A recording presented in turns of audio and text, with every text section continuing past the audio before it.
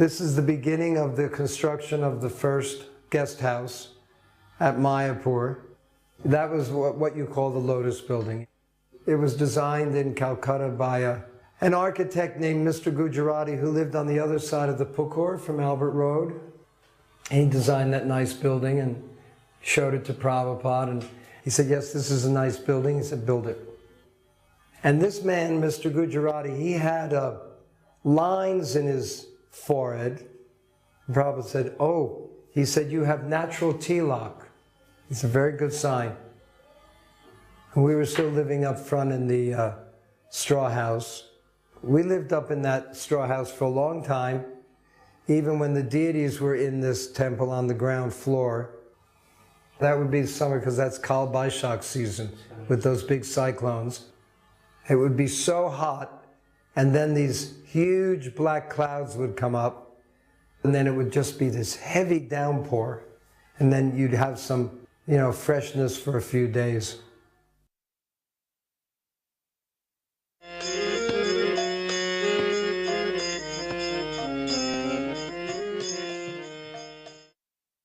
When Prabhupada came to Amsterdam, that was the time I met him the first time.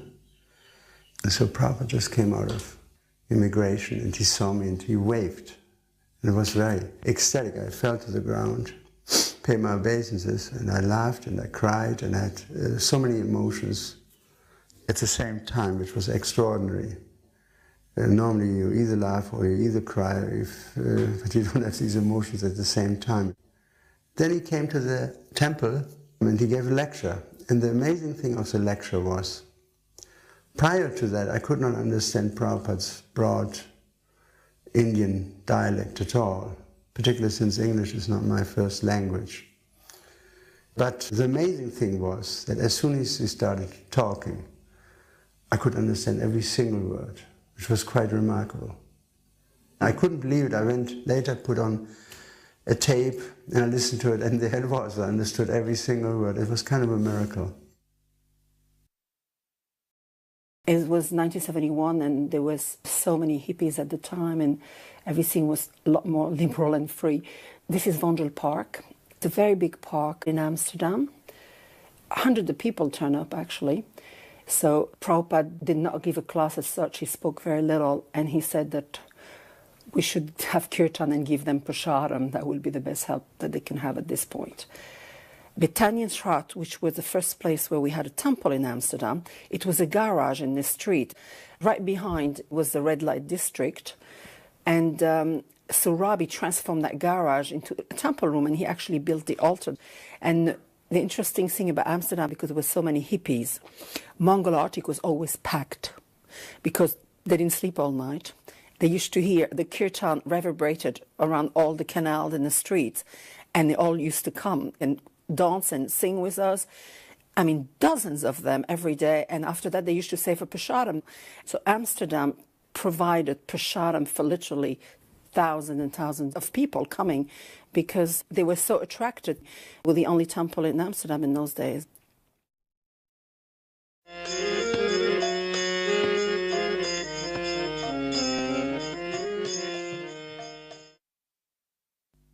It was held in the late summer, of course, in August, and many non-devotees came, many young people, students. So just the scope of it, the dimension, and the number of devotees, number of non-devotees, it was sort of like a landmark event. Everyone that was there felt it to be so, and even Prabhupada, that something new and greater was occurring. Srila Prabhupada was to come to New Vrindavan to conduct what he entitled the Bhagavad Dharma Discourses. He was going to speak from Srimad Bhagavatam for 7 days.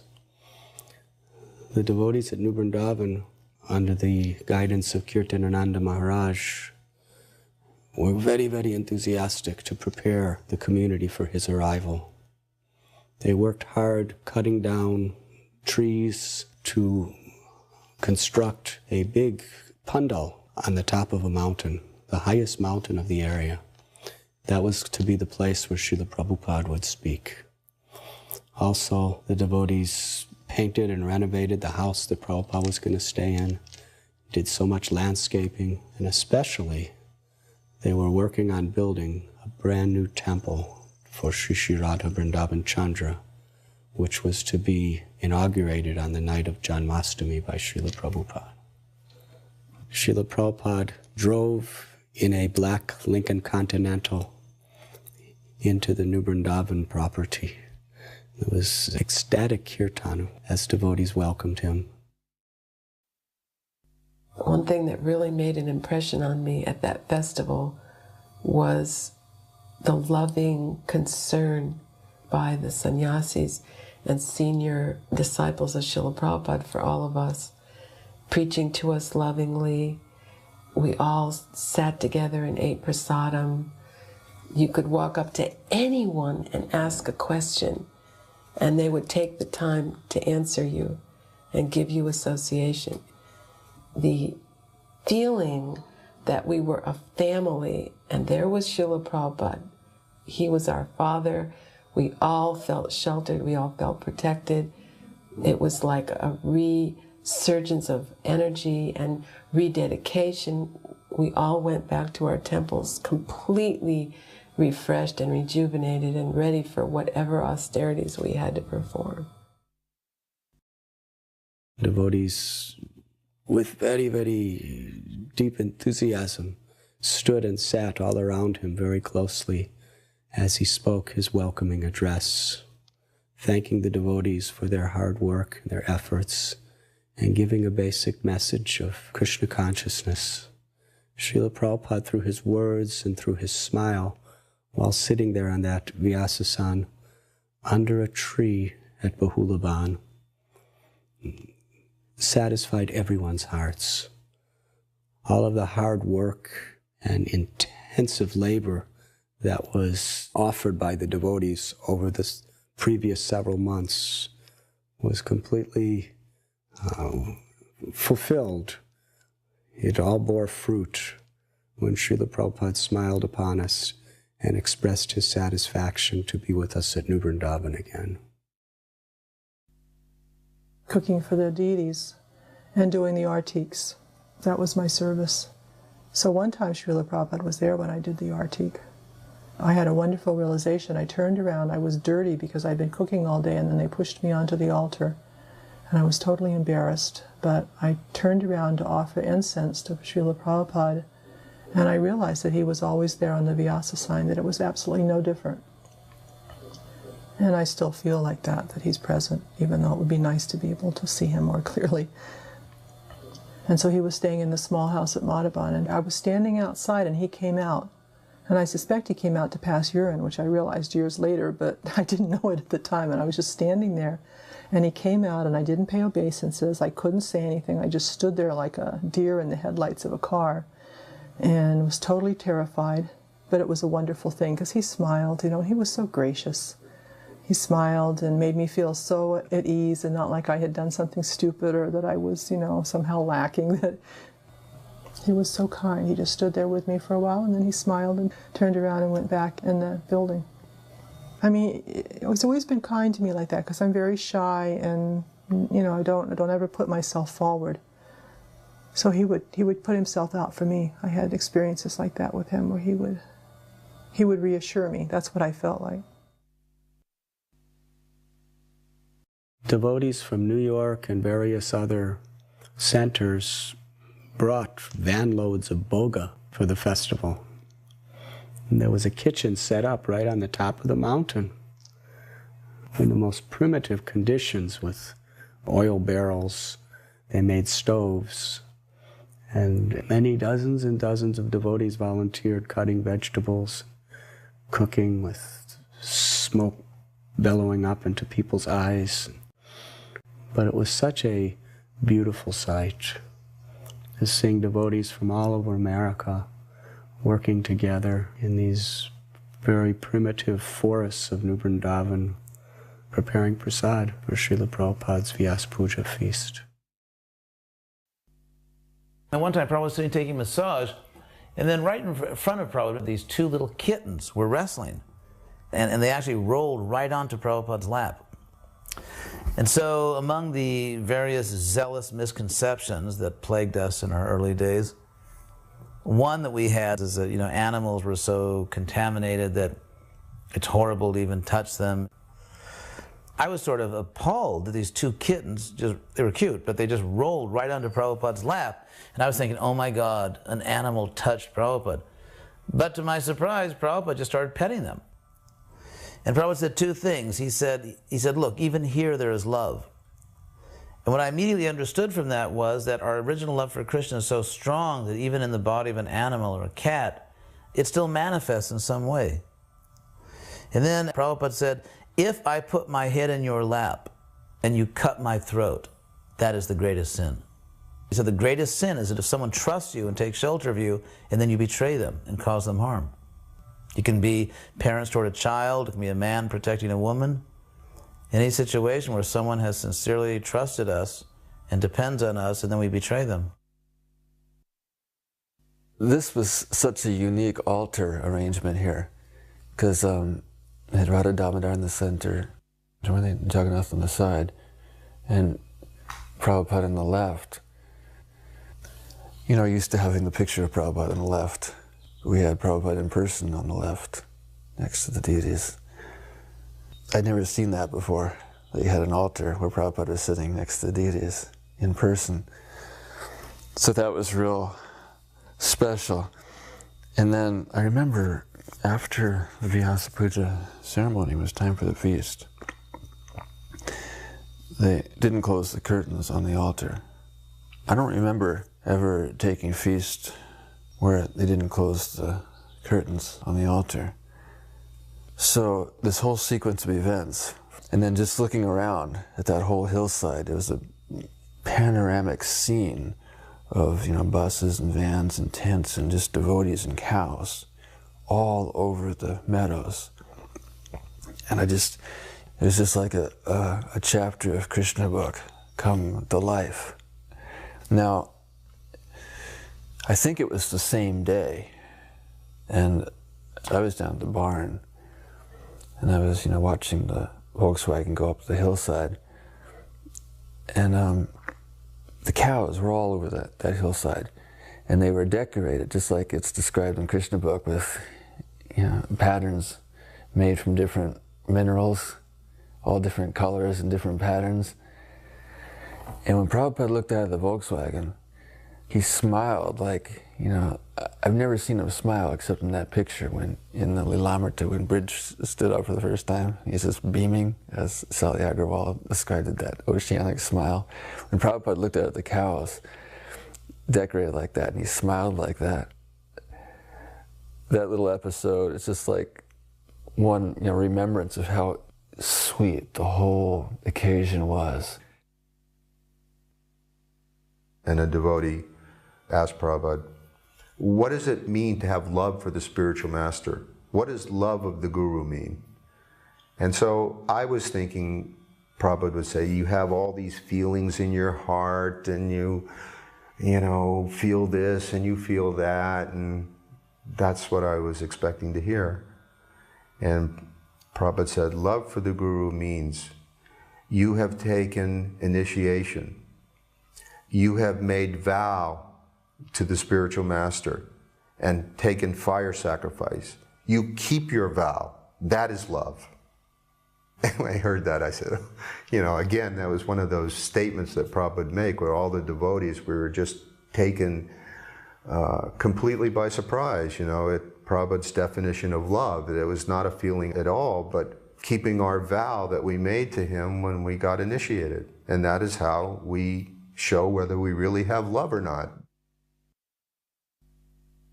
The next day was Vyasa Puja, and Srila Prabhupada, being very sensitive to the time, place, and circumstance, gave this wonderful Vyasa Puja address to describe the spiritual master and why the spiritual master was being offered so much honor and homage on this day, because after all there were many people there, scholars and journalists, etc., who were not familiar with this etiquette. So Srila Prabhupada said, Krishna is very big. He's a very big person. And Prabhupada said it just like in this material world, if you want to please or even see a big man, it is very difficult to do. He often used Ford and Rockefeller. So he said, just like Mr. Ford, if you want to please Mr. Ford, it's very hard, or even to see him, it's very hard. But if you happen to see Mr. Ford walking his dog, and you give Mr. Ford's dog a 2-cent lozenge, Prabhupada used the word lozenge, then Mr. Ford is very easily pleased. So Prabhupada said, I'm the dog of God. It is very difficult to approach Krishna, but if you simply please his dog, Krishna will be pleased. And the day of Prabhupada's arrival, they needed volunteers to fix up the house where Prabhupada was staying, and I went up to help. There was, of course, a frenzy of activity, just as there always is, just before Prabhupada comes in any temple. And it was just an amazing sight to behold. And finally Prabhupada arrives, and all of the sannyasis come with him, and there's about 8 or 10 sannyasis, and they all file into the house. There's a few devotees hovering by the door, and Prabhupada sees us over there by the door, and everybody else is inside the house, the big guns in the movement, so to speak. And Prabhupada motions that we should also come inside. And so the devotees are outside the door. They're sitting just on the front row, right in front of Prabhupada. And Prabhupada's talking about developing New Vrindavan. One thing I remember he said is that New Vrindavan is non-different than Vrindavan in India. And that he also mentioned that Tulsi is the spiritual barometer for a temple. And then just out of nowhere, he looks right at me and he asks, are you trying to understand the philosophy? So I was so dumbfounded that the Prabhupada was talking to me, I couldn't even say a word. I was just totally in a state of shock. But what I did appreciate is the way Prabhupada phrased that question, are you trying to understand the philosophy? That if someone just makes an endeavor to understand, that's sufficient. Prabhupada would be pleased just by somebody making an endeavor to try to understand. Whether they understand or not, that's another matter, but just to try to understand the philosophy. Bhardaraj was leading, and after the kirtan started getting a little more lively, Vishnu Jan Maharaj took over the lead. Vishnu Jan kept kind of lovingly singing the Maha Mantra. All the devotees were starting to rock side to side. And then Srila Prabhupada, he closed his eyes and he was starting to hit the kartals together with more and more force.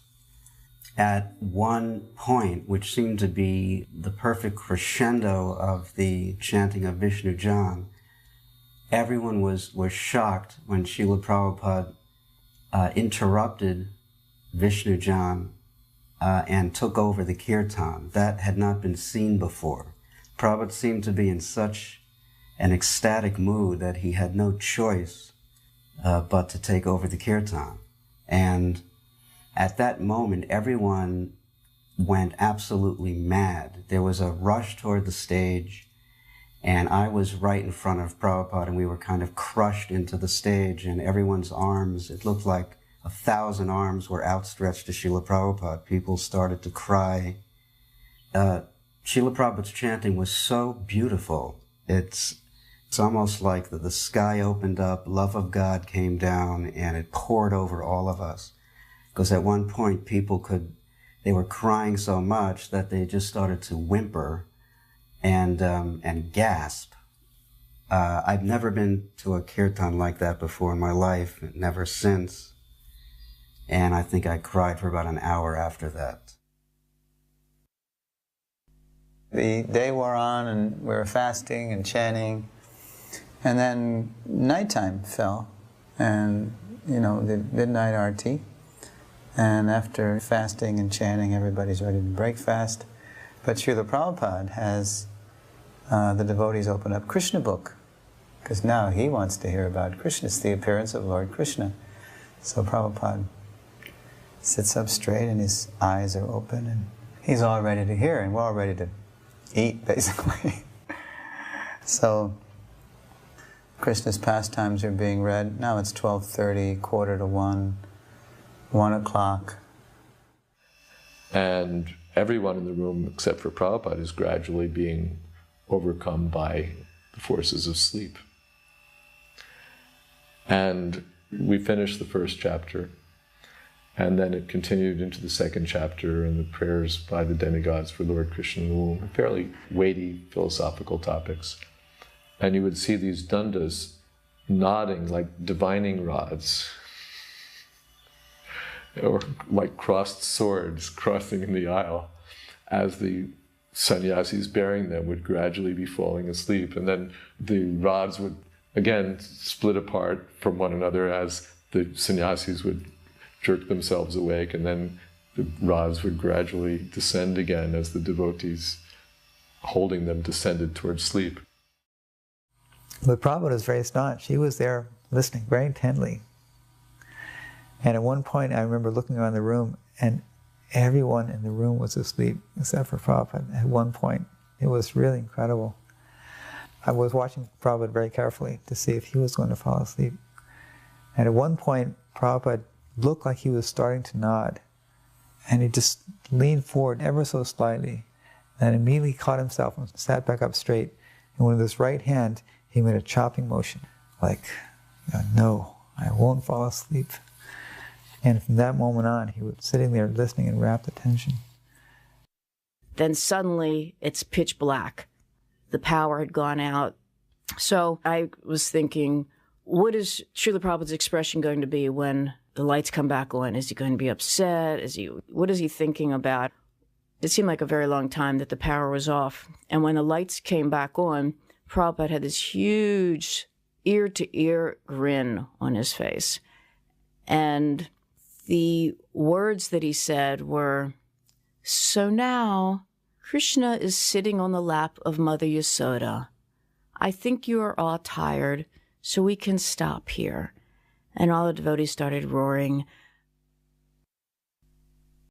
I remember Gayatri and several other of ISKCON's best bakers spending several days to cook a gigantic cake for Srila Prabhupada's Vyas Puja. It was the most enormous cake I ever saw in my entire life. And they were cooking everything on this very, very simple makeshift wood oven.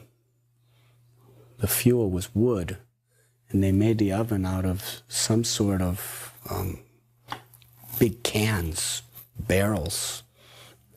And they would just make a little piece at a time, a little piece at a time, and they just, as the days went on, they were stacking it up, and it ended up a huge, glorious, incredible cake. They brought it all the way up on the hill. Many devotees had to carry it, and then they offered to Srila Prabhupada. And as Srila Prabhupada was eating it, it became prasad. So within moments, devotees gathered around the cake for remnants, and they practically dove into that cake. Within a matter of seconds, this gigantic cake disappeared.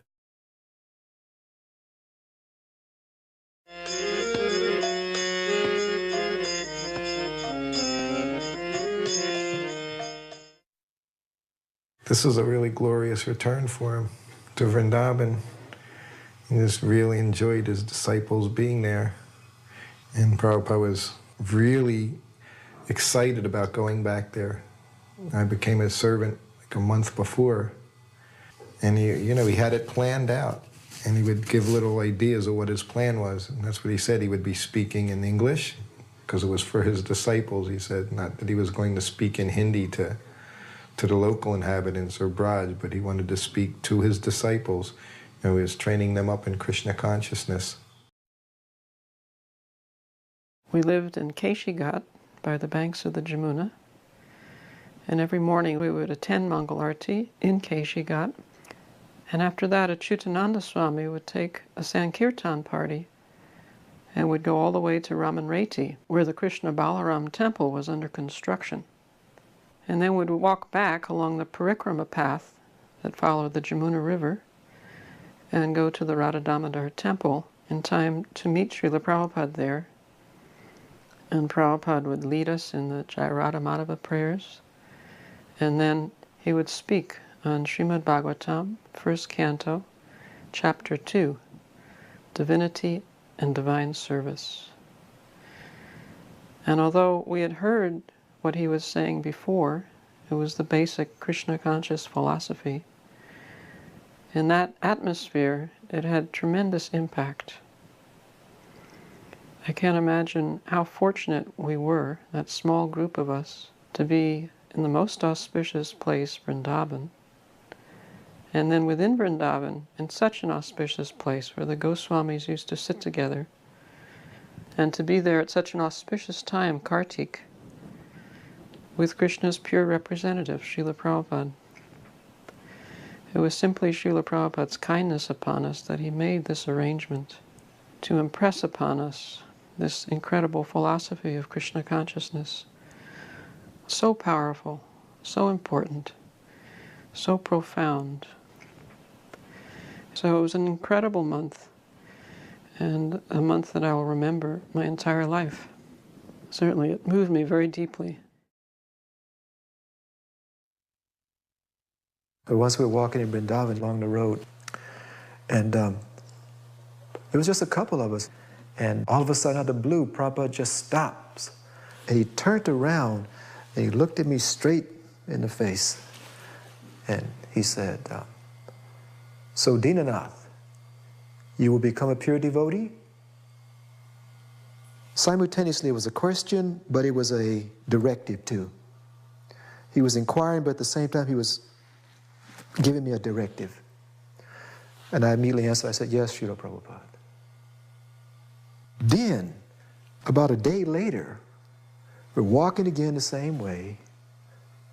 He stops again, turns and looks at me, and he says to me, "Don't change anything."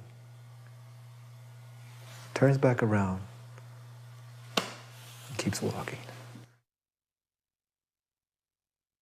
Prabhupada's room at the Radha Damodar temple, you can see behind, there's like these little holes. It lets the wind come through. And you can actually see behind in the courtyard. So Shyamadundar's daughter, Saraswati, was there, and she was pulling on a shirt of a little Bengali gentleman. And she was telling the gentleman, "Who is Krishna? Do you know who is Krishna?" And the gentleman looked at this amused look on his face. Saraswati may have been 4 or 5 years old at the time. She was very young. And Prabhupada was looking, and we were looking. And the man was amused that this little girl would ask him that. And then she told him, "Krishna is the Supreme Personality of Godhead, and you should surrender to him." And Prabhupada says, "Just see, she's a guru. She's preaching about Krishna."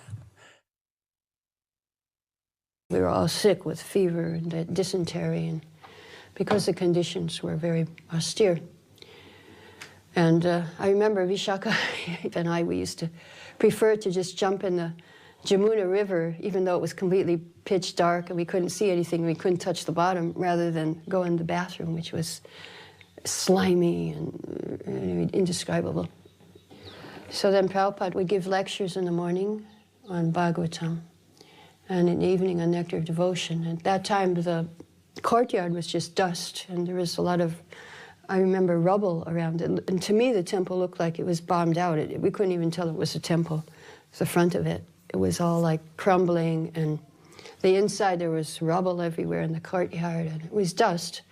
But actually, I prefer the dust because it was the original dust where the 6 Goswamis sat. And Prabhupada did mention in his lecture how the 6 Goswamis used to sit in that very courtyard discussing Bhagavatam. And Jiva Goswami would be sitting and writing his commentaries, and another one would be singing the verses. So we were sitting in that same place hearing Prabhupada discuss Bhagavatam.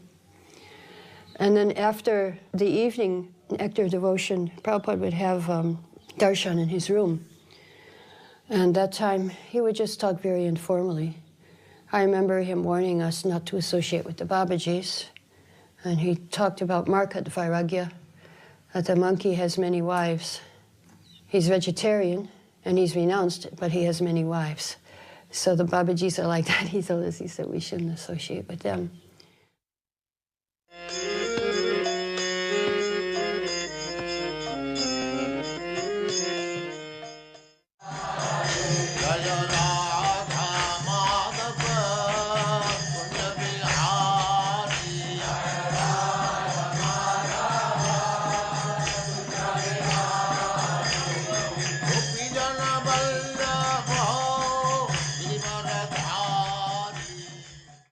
This pandal was organized for Srila Prabhupada. This place was exhibition grounds in the center of the Hyderabad city. And for about 10 days, Prabhupada gave lectures morning and evening. These deities are Radha Madhava. That must be in the morning, starting by Kirtan. So there were quite a good number of devotees, maybe at least 50. It was very successful. That was the most successful program of Srila Prabhupada in Hyderabad. Every day, about not less than 5,000, sometimes 10,000 used to come, especially in the evenings. And morning, 1,000 or 2,000. It was the beginning of our mission in Hyderabad. All the most important people attended as chief guests, and there was a committee also formed of some of the most important businessmen. So they were very impressed by this program. One gentleman, Mr. G. Pullareddy, was having a sweet shop in Hyderabad. He came forward to donate a piece of land measuring about 950 square yards in the center of the city. And now our ISKCON Hyderabad is situated there. At that time in Hyderabad, there had not been any rain for at least 1 year. In the last monsoon, there was no rain. But during our program there, in the last 2-3 days, the rain started. And Prabhupada mentioned this is due to our kirtan. It also came in newspapers that the Sankirtan is bringing rain. So I was greeting the deities and offering to the deities, and Prabhupada came up and paid his obeisances to the deities and then walked back to give his morning class. Well, I'd always been trained that you never leave the deities alone. So even though I wanted to go listen to Prabhupada, I felt as a Pujari it was my duty to stay there. So I was staying there, and about 30 seconds later, Bhavananda comes running back down to where I was and said, "Oh, you are here? Good." Prabhupada wanted to make sure someone was with the deities. So that really struck me, that here, everybody's chanting Jai Prabhupada, and he's going up, getting flower garlands, getting worshipped. But he's thinking, oh, is somebody with Radha and Krishna? And that was really nice. Both to see that Prabhupada had, was thinking like that, and then to feel that I had, understood Prabhupada in that way. So one morning, Prabhupada gave a lecture, and after the lecture, one Indian gentleman came up to Prabhupada. He had just purchased a small book. One of these small Krishna consciousness, topmost yoga system was out. And he asked Prabhupada to autograph it. So I was standing right next to Prabhupada, and Prabhupada smiled and said yes. So the gentleman handed him a pen, and Prabhupada autographed the book. So then another gentleman, seeing the opportunity, took a book and asked Prabhupada to autograph it, and Prabhupada autographed it. So I was standing right next to Prabhupada. So another man, the third man, he pulls out of his pocket a little notepad, and with a pen, and he says, asked Prabhupada for his autograph. Prabhupada looked at him and smiled and said, "No book, no autograph." We were in Hyderabad. At this time, I was torn between, making my commitment to maintaining brahmachari and considering even going into sannyas and thinking about marriage. I knew in my heart that I wasn't, at the time wasn't right, and I was young. But my spirit wanted it, It wanted to live a renounced life. But my body and my mind wasn't ready, mature enough for it. So it was tearing my being in different directions. So I couldn't sleep one night. So I got up and I walked down this building we were staying in, and I walked down the hallway, and I kind of like peeked my head in Prabhupada's room, and it's about 11 o'clock at night. And I peeked my head in, and I saw Prabhupada walking, pacing back and forth, up and down. So I kind of like wormed in or something, slimed in, and offered my obeisances. And he was walking, and he looked over at me and waved to me, "Get up, come," So as he's walking, he brings me over to him, and we're walking side by side, back and forth, and he's Hare Krishna, So he goes, "Yes." So I said, "Prabhupada, I'm thinking about going to Hrishikesh." He just became silent. He's listening. And he gave me a chance to explain. He didn't ask anything, I said, "I'm thinking about going to Hrishikesh and maybe to live as a brahmachari, to go and live in an ashram. I have to be around any women and things, and I can dedicate myself to brahmachari life." So after explaining my heart and everything, he stopped.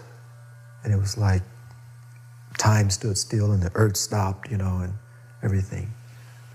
And he just looked at me dead in the face and the eyes, and he said, "Please don't do that. I wasted 12 years simply sitting in Vrindavan." He said, "Just tell everybody you meet about Krishna." At that point, I felt my problem was solved. I didn't know what I was going to do personally, but my problem was solved, and I bowed down, said, "Thank you, Prabhupada." He started walking again. I went and took rest. Palika and Jamuna and Malati in the kitchen, they were preparing prasadam for Srila Prabhupada, and I was in the front room, and then Srila Prabhupada was in another interior room on the ground floor behind his desk, and his servant brought in a sadhu from South India, and he sat down in Srila Prabhupada's room, but I didn't hear any conversation going on between them. It was like, why aren't they speaking to each other? And then all of a sudden I heard a huge verbal argument, and they were screaming at each other at the top of their lungs in Hindi. And all of a sudden, I was really concerned, well, what's going on? And then all of a sudden this guy storms out of the house. And for the next 2 weeks, Srila Prabhupada was so grave. And the lectures, if you listen to those lectures, he's talking about Chatur Varnam Mayashristam Guna Karma Vibhagasha. Krishna has established a natural system of Varna and Ashram, Brahman, Kshatriya, Vaishya, Sudra. It is something that happens within society naturally, and people are judged to be in one of these categories, Brahman, Kshatriya, Vaishya, Sudra, by their qualities and by the work that they do. Never in this verse does Krishna mention anything about birth. So we found out later on that what this argument was about was this guy was coming in and saying, you can't do this. You can't take Malechas and Yavanas from the West, meat eaters, and convert them into Brahmins, give them the sacred thread, give them the sannyas tridandi.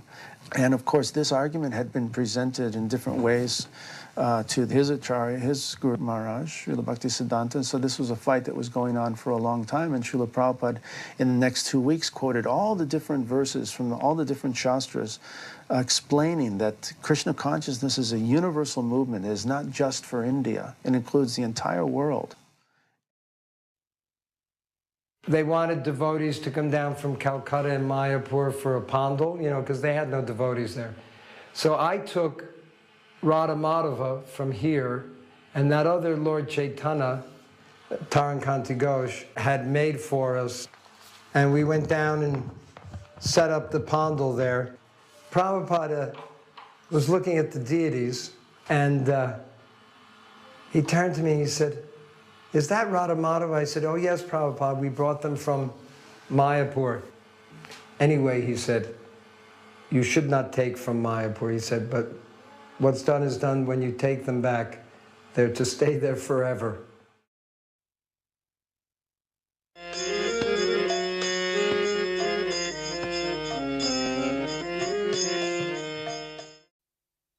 This day, I was working in the kitchen under the supervisor of Panchadevida Swami, cleaning and all the details.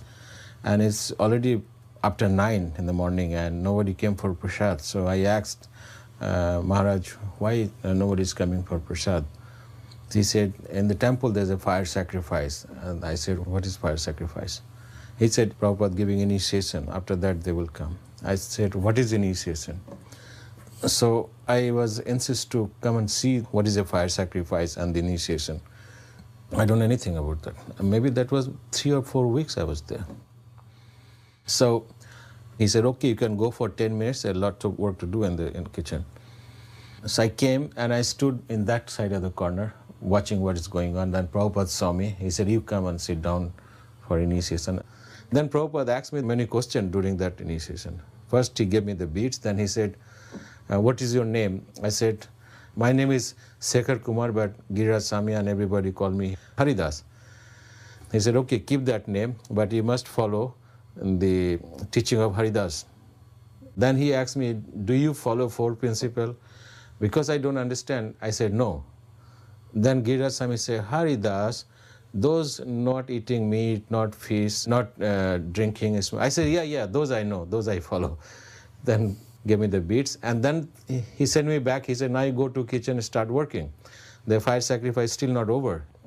And when I gone back to kitchen to work, and Panchadevida Maharaj got angry at me. He said, what took long time, he was send you for 10 minutes. I said, I just got the initiation. He said, what you're doing, go back there. So I came back again, and that was like a climax of the fire sacrifice. In 1972, in December, Srila Prabhupada went to the house of one Vaishnava gentleman named Kartikeya Mahadevya. And this particular gentleman had some very nice apartment, luxurious apartment, fronting the ocean. So Srila Prabhupada went to his place and stayed there. It's pretty spacious quarters. Quite a few devotees every night would come there.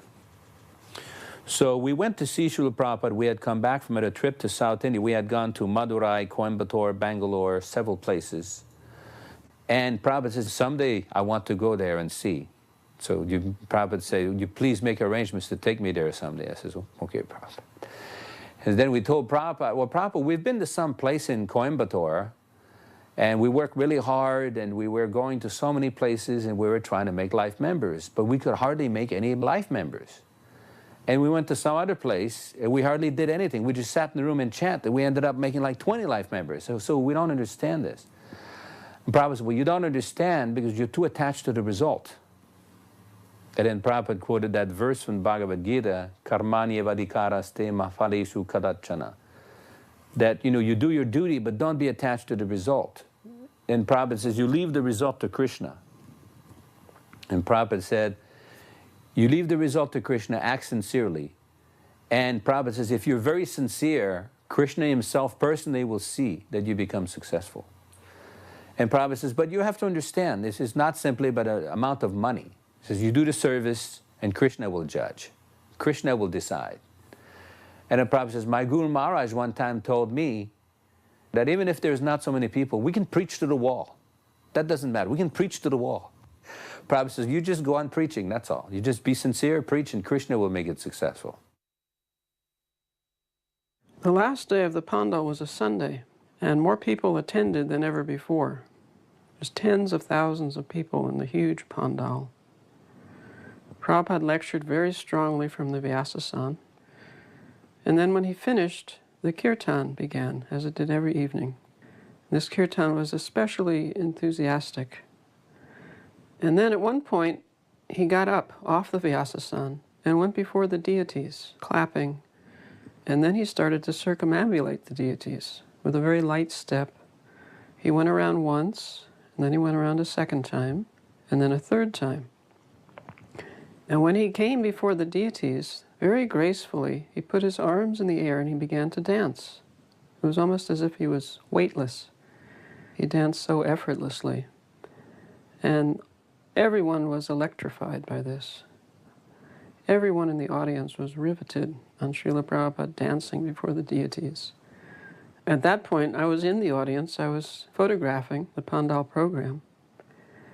And it felt as if all the sinful reactions of all those people suddenly lifted. It was an extraordinary feeling. There was such a lightness there. It's stated in the Nectar Devotion that if you clap your hands in kirtan, then the sinful reactions leave you, just like birds leaving a tree when there's a sudden noise. They all fly off together. And that's what it felt like. There's this burden of karma lifting all at one time.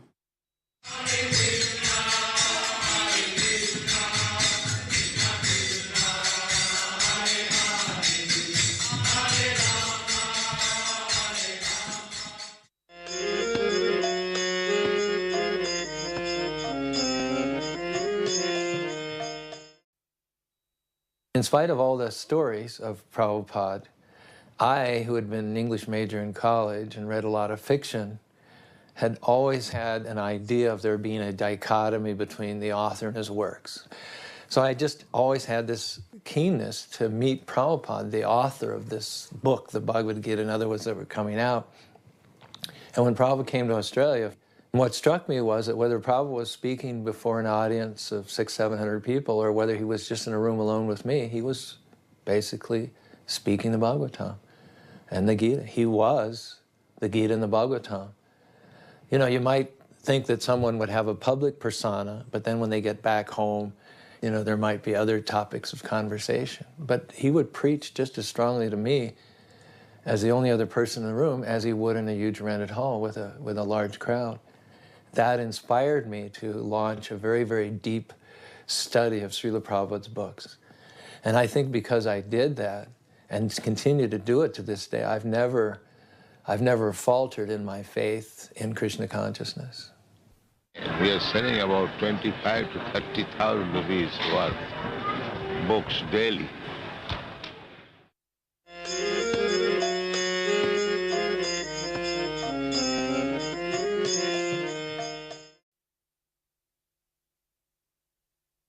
Actually, I didn't know about this movement until Mr. Dadlani came to my office.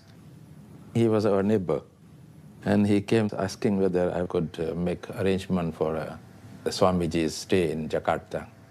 So I immediately told him, okay.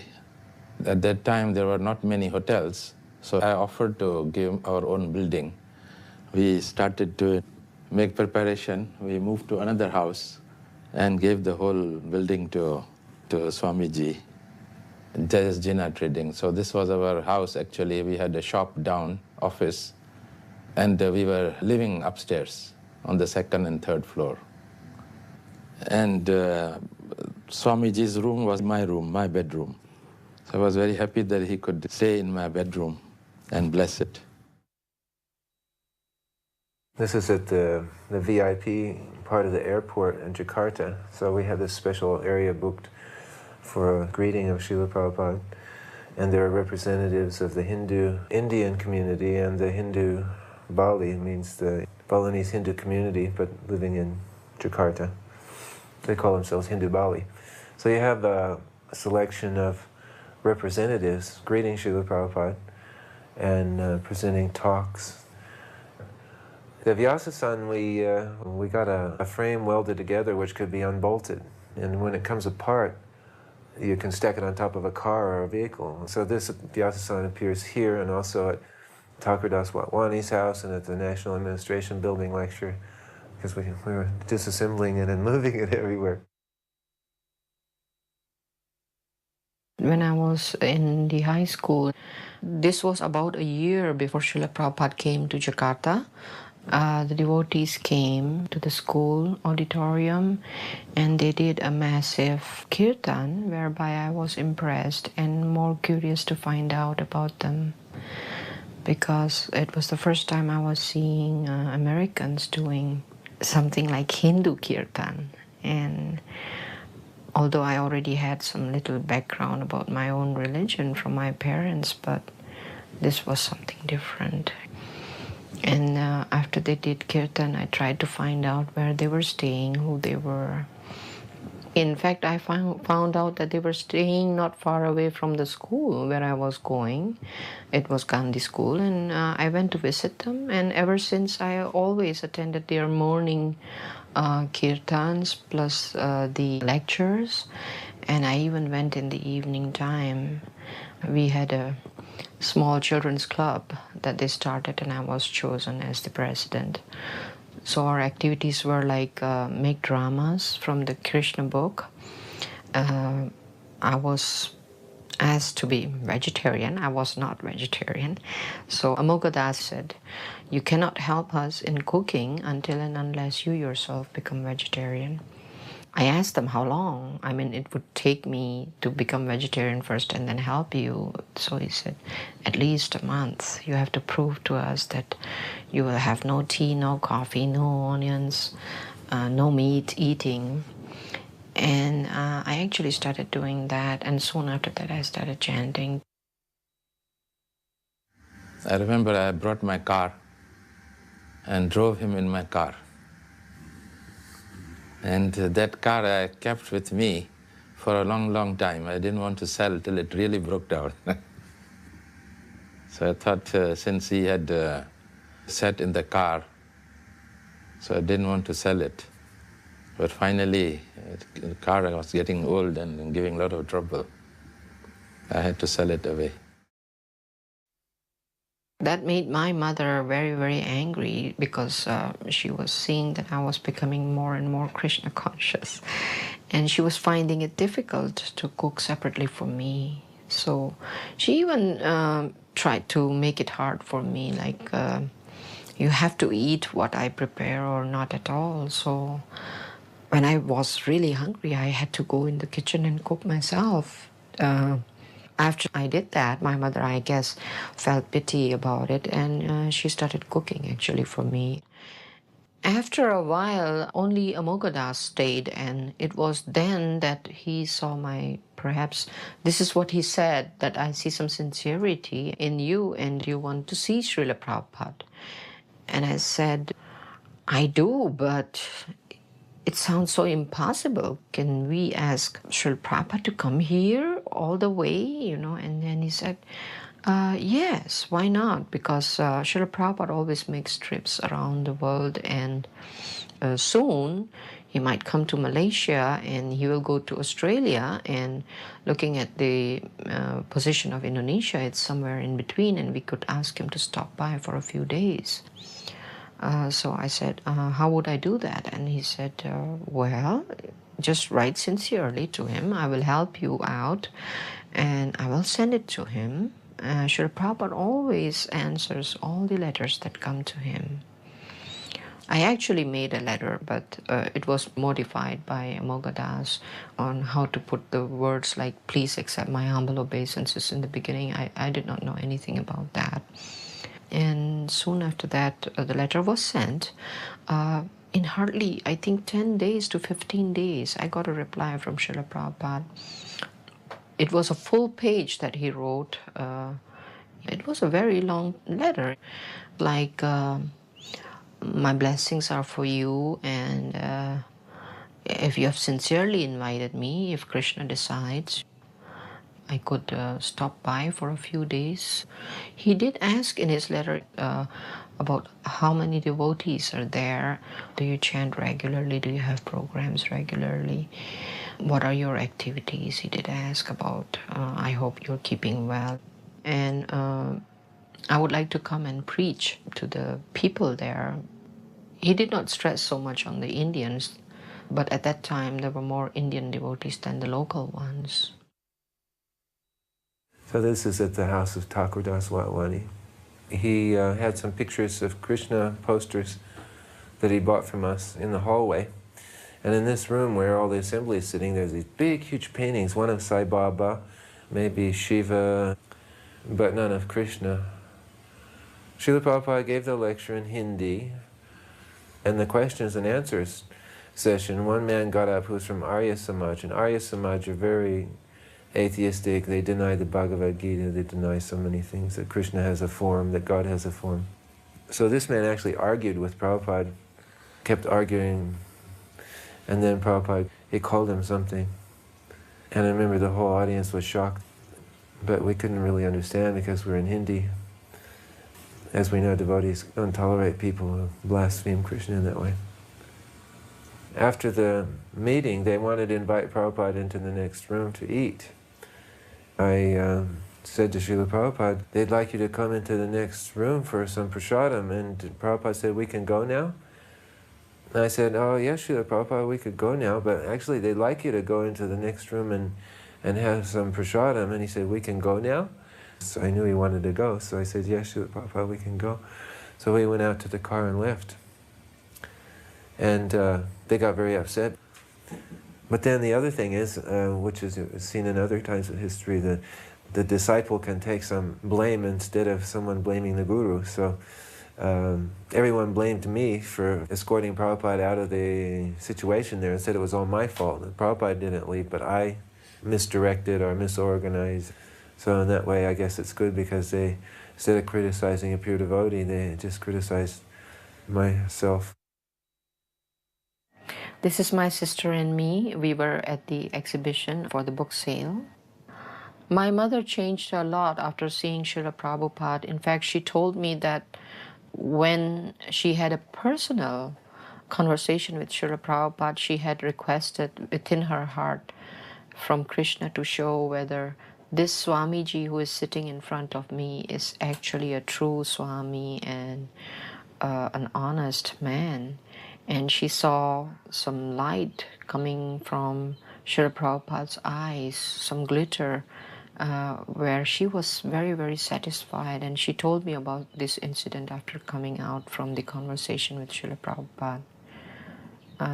In fact, after that, I also joined the conversation with her and with Srila Prabhupada. And it was a very, very personal conversation where he had sat back comfortably and discussed about the old India times, and they were exchanging their own experiences.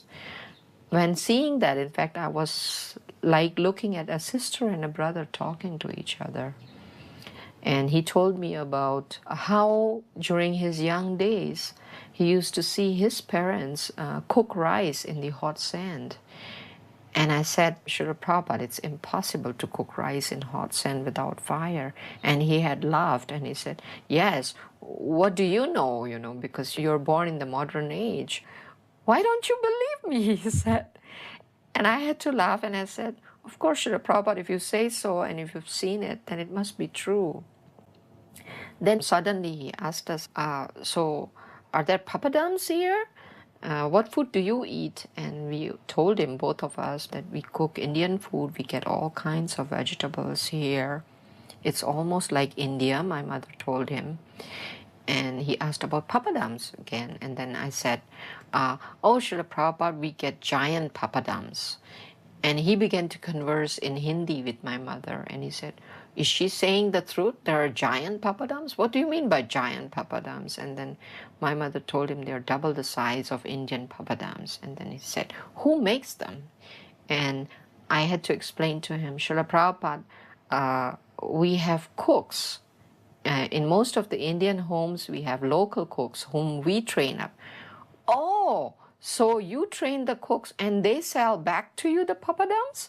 And I had to laugh at that. And I said, yes, Srila Prabhupada, because when they stop working and they get a little older, then they go back to their villages and start some business. And they end up making papadums. So they learn from you and they sell it back to you, he said. I said, yes, Srila Prabhupada.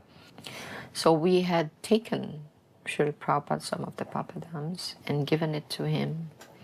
The other stories that he was discussing with my mom was how the Pakistanis, even Muslim, used to stay as neighbors with the Hindus in peace. He said we were staying even with one wall between us.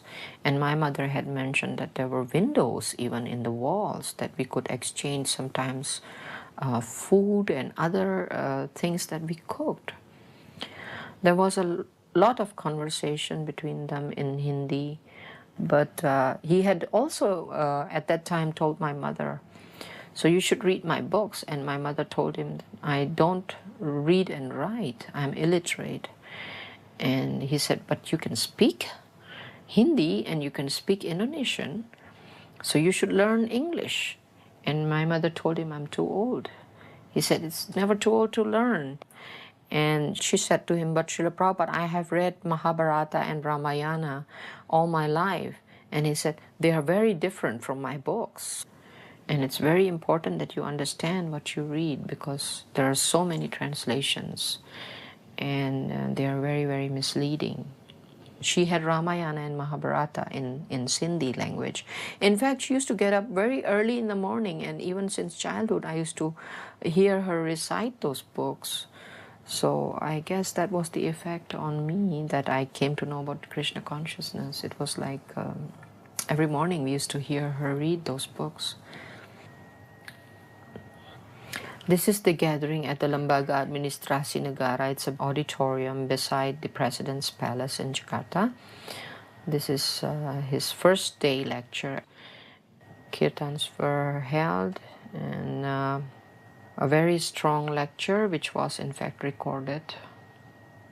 All the lectures were in fact recorded. I had the opportunity of being with Srila Prabhupada every minute from the morning walks that he had around the place that he stayed during the first day. We went around Pasar Baru area, and he had in fact stopped by at one shop that had words written Toko India. Does Toko mean shop? I said yes, and he said that's Indian person's shop. I said yes, and miraculously at that moment when we looked up, there was an Indian lady folding her hands and paying her obeisances to Srila Prabhupada. It was an odd time for Indians to get up at that time. That day he had seen also a vegetable vendor. We could never pace up with Srila Prabhupada because his walks were very, very brisk and very fast. Despite his age, I was quite surprised, and we were always left behind. So only Amogadas used to walk by his side. So when he saw this vegetable vendor, in fact, he had to wait for me to catch up with him. And then he went ahead and asked, are those corns for sale? And I said, yes, Srila Prabhupada. He said, could you bargain with him and buy some for my breakfast today morning? So I said, yes, Srila Prabhupada. And he said, do you know how to put them on fire with tamarind, salt, and with chili powder? I said, yes, Srila Prabhupada. Can you prepare them for me today? I said, yes. So I bought some, and we took them back to the place where he was staying. There I had no coal fire, so all I could do was put some salt and chili powder. I had no tamarind, nothing else. I had put a little butter on it, and I had to bake it on a gas stove. When I had prepared one, he was already insisting, where is the corn? Amogadas took it up to him. I had to rush and prepare those corns. I think he had about 3 or 4 that morning. Amogadas was quite surprised because it's very, very seldom that Srila Prabhupada eats corn. I was told later on from some other devotees that he said that's food for animals. The next morning, in fact, we had gone to a very large park, and Srila Prabhupada always took his morning walks very early in the morning, so that park was in fact not opened. We were going to go inside the park to park the car, but the guard would not allow Srila Prabhupada to take his walk in that park. I had gone down to the guard to ask and tell him that this is a priest coming from India, and he usually takes his morning walks, and if he would permit us to just take a morning walk. And the guard totally refused. So all Srila Prabhupada did was open his window, look at the guard, and said, what has happened? And the guard, looking at Srila Prabhupada, just was like hypnotized and immediately opened the gate for Srila Prabhupada to go in. It was like a miracle, and we were all surprised. The upstairs level of Jena trading, and this is where Prabhupada would meet guests or the minister of Hindu Buddhist religion, the family members. This is our house. Family gathering, yes, this is our family now.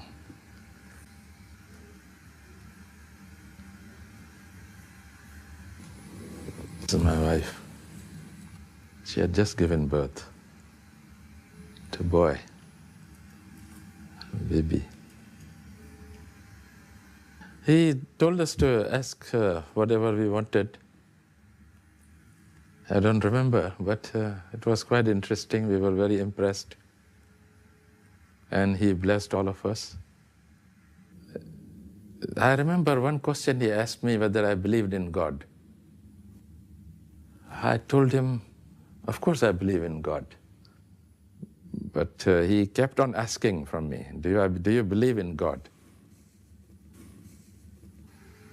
This is my son. When Prabhupada arrived, he arrived and stayed in his room, and we were outside, and then we were all kind of resting because it was quite an event for us. And Prabhupada only rested about a half hour after an international flight. And then Prabhupada, we heard him going around the whole room, quite a large room he was in, switching all the lights on and off, testing all the latches, everything, all the switches and different things around the room. It was interesting.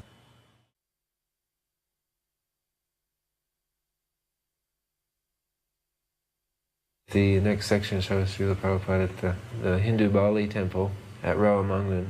And they have a band, I think it was called a gamelan. It's a kind of music that plays percussion and gongs and different instruments. It's quite unusual. It's an undescribable, unique sound that band has. When Srila Prabhupada arrived, they sat down all together and chanted the first line of the Gayatri Mantra out loud. And together, that's what they do. They sit and slowly chant the first line of Gayatri Mantra. In Srila Prabhupada's talk, he talks about the Gayatri Mantra and the meaning of Gayatri. They played their own music to greet Srila Prabhupada, but also when he sang Jai Radha Madhava, which is he would always sing before speaking, he directed them to play along with him as he sang Jai Radha Madhava. But their band plays in very minor keys, and it's quite an amazing sound to hear Prabhupada chanting Jai Radha Madhava and them playing those instruments at the same time. It was very unique. And then they walked Prabhupada around outside. They have an outdoor altar with a very high structure with a chair at the top, an empty chair, and then all these kind of carvings of beings. They bring offerings, and they invite Lord Brahma, whoever they want to worship, to sit there. But Srila Prabhupada said they should have Radha and Krishna up there.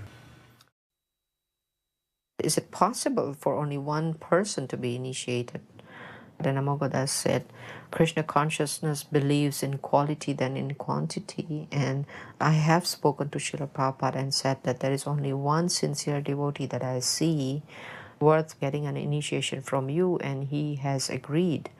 So I myself, I had gone inside the room, and he had chanted on the beads, and after chanting, I had asked him the question, Srila Prabhupada, what can I do? What is my duty after this? Do I have to leave my home and come and stay at the temple? And he said, no, it's not necessary. Krishna consciousness means you have to change your consciousness. It does not matter where you stay. You just have to chant and remember Krishna all the time. That is Krishna consciousness. And I said, what is my duty? He said, if you speak Sindhi, then preach to the Indian ladies.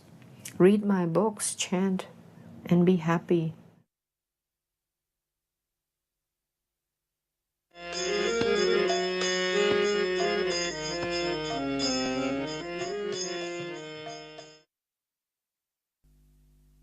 As a filmmaker, it was an exciting time. This was my first 16mm film, shot with a borrowed camera and 10 3-minute loads of film. And what better subject than Srila Prabhupada and the devotees in Mayapur during Gaur Purnim.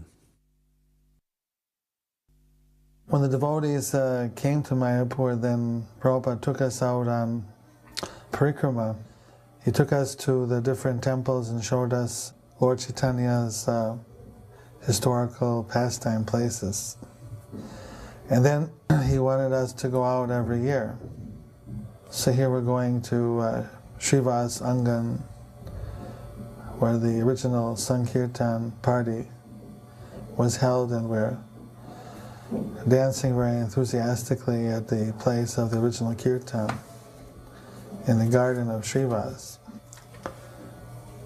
Prabhupada wanted the devotees to be engaged In those days, there wasn't so much interaction between ISKCON and the Gaudiya Mats, but once a year we could go and visit Lord Chaitanya's places. And that was about the interaction that we had. There was a palpable consciousness that this was the fulfillment of Srila Bhaktivinoda Thakur's prophecy that the devotees from the East and the West would meet in the birthplace of Lord Chaitanya and perform Harinam, Sankirtan. And this was it. And there was an awareness, and the Kirtan was beyond words.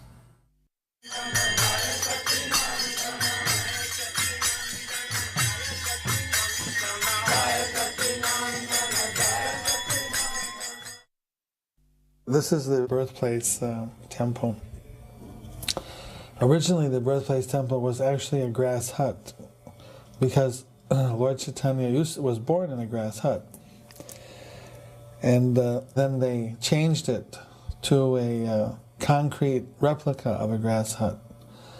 And Prabhupada expressed his dissatisfaction that they couldn't have maintained it. It would have been nice to maintain it in its pristine form.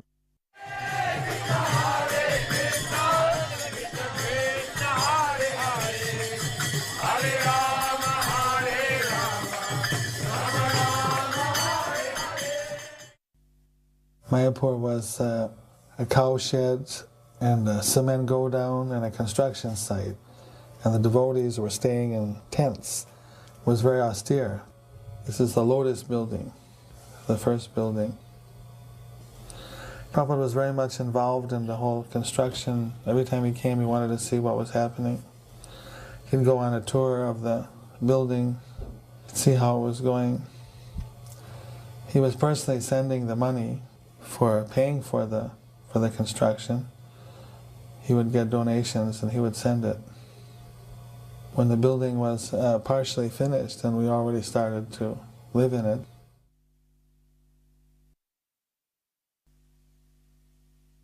Radhamadhava were in the bhajan kutir. Then we built this little kind of a shed just to the side of the bhajan kutir where the arti is going on. There's a lot of people there because that was Gopurnima festival. But previously no one was coming to Mayapur. The whole of 72 practically nobody came. And more or less I knew everybody that was walking down that road. And there were no visitors, they were just local people. And one time I saw some people walking down and I thought, oh, these are not local people because you can tell by the dress. So then they actually come in the property. And I thought, oh, they're coming in for darshan. And I thought I would get her back to Godhead and see if I can give her back to Godhead when they come. So I run in the bhajan kutir and got her back to Godhead. I come out, and Prabhupada was still already standing there. He had come out the bhajan kutir also. And he was just standing in front of the deities. Then he looked at me and he said, why you're not here? He said, you see the guests are coming and there's no one here. The first people have been in about a couple of weeks. He said, no one is here. He said, people are coming. He said, you should be here. I said, I just want to get back to Godhead, Prabhupada, and I just come out. And then he was kind of looking at me and it seemed to be saying, what are you making all these excuses for? He was kind of smiling. I remember the first time I gave Prabhupada Charnamrita there, and my hand was shaking uncontrollably. And I was looking at my hand, I was thinking, why is it happening like this? It never happened before like that. It was really just uncontrollably shaking. And he just kind of looked at me and smiled. And he took the Charnamrita. Another time Prabhupada was sitting in the bhajan kutir just on the outside under the veranda with one of his godbrothers, Damodar Maharaj. And I went and I offered him Charnamrita. And he was just sitting there, the sun was shining in it. And he just put his head back and he opened his mouth. And then he let me pour the Charnamrita into his mouth. Then Damodar Maharaj, his godbrother, did the same thing. He just put his head back and opened his mouth and I was pouring Charnamrita in. But it was kind of a strange experience because, you know, Prabhupada, he was our Lord and Master and the big father figure, protector and everything, and then he's kind of acting like a little baby and you have to feed him. It was a new experience that I had with Prabhupada. Prabhupada really liked Mayapur. You know, he seemed really relaxed in Mayapur when we would come. I remember the one time we went up to his quarters when he first got there, and Of course, I'd follow him in, setting everything up, and he was just looking out his window. You know, his windows, of course, were on each side of his room. So he walked in his door, front door, and he just looked out his window, and you know, then it was just stretches of fields everywhere. It was wide open and very tranquil, very peaceful. And he would just chant, you know, and look out there. And one time he turned, and he just looked at me and he smiled and he said, "So, Srutakirti Maharaj, you like it here in Mayapur?" And I said, "Yes, Prabhupada, very much." The way his quarters was set up there, they had the padding, you know, across the entire room. So sometimes you could go in there in the middle of the day and Prabhupada would just be laying on the floor and he'd have his feet over the big bolster pillows that were against the walls. He would just move one out a little bit, so he'd just have his legs hanging over the bolster pillow and he'd just be just relaxing. And his morning walk was always right outside his room. As soon as he'd go down the steps, he was already on his walk, right? But he also always knew everything that was, who was around, who wasn't around, who was missing the walk. You know, because sometimes if he was going out, get down to the bottom of the stairs and he would ask, "Where's such and such? You know, where's this devotee? Where's that devotee?" One time he asked, you know, he said, "Where's," I don't know who it was, he said, "Where's this devotee?" And someone said, "Oh, he's sick, Prabhupada." Prabhupada kind of chuckled. And I said, "Yes, Prabhupada, I think he has morning sickness." And then Prabhupada laughed. He said, "Yes, that is the difficulty." Expected everyone to be up in the morning. And he never minimized that. Always did the opposite, you know, even with the people that traveled with him. Because we were the ones affected too by that, you know, so-called jet lag and stuff as he traveled around, but he wasn't interested in hearing about it. Prabhupada was so happy that we had cows. He said, "This is very auspicious." He said, "If the cows are grazing on the land where we're going to build the temple, then by passing cow dung and walking over the land, it's going to make it very auspicious for the temple."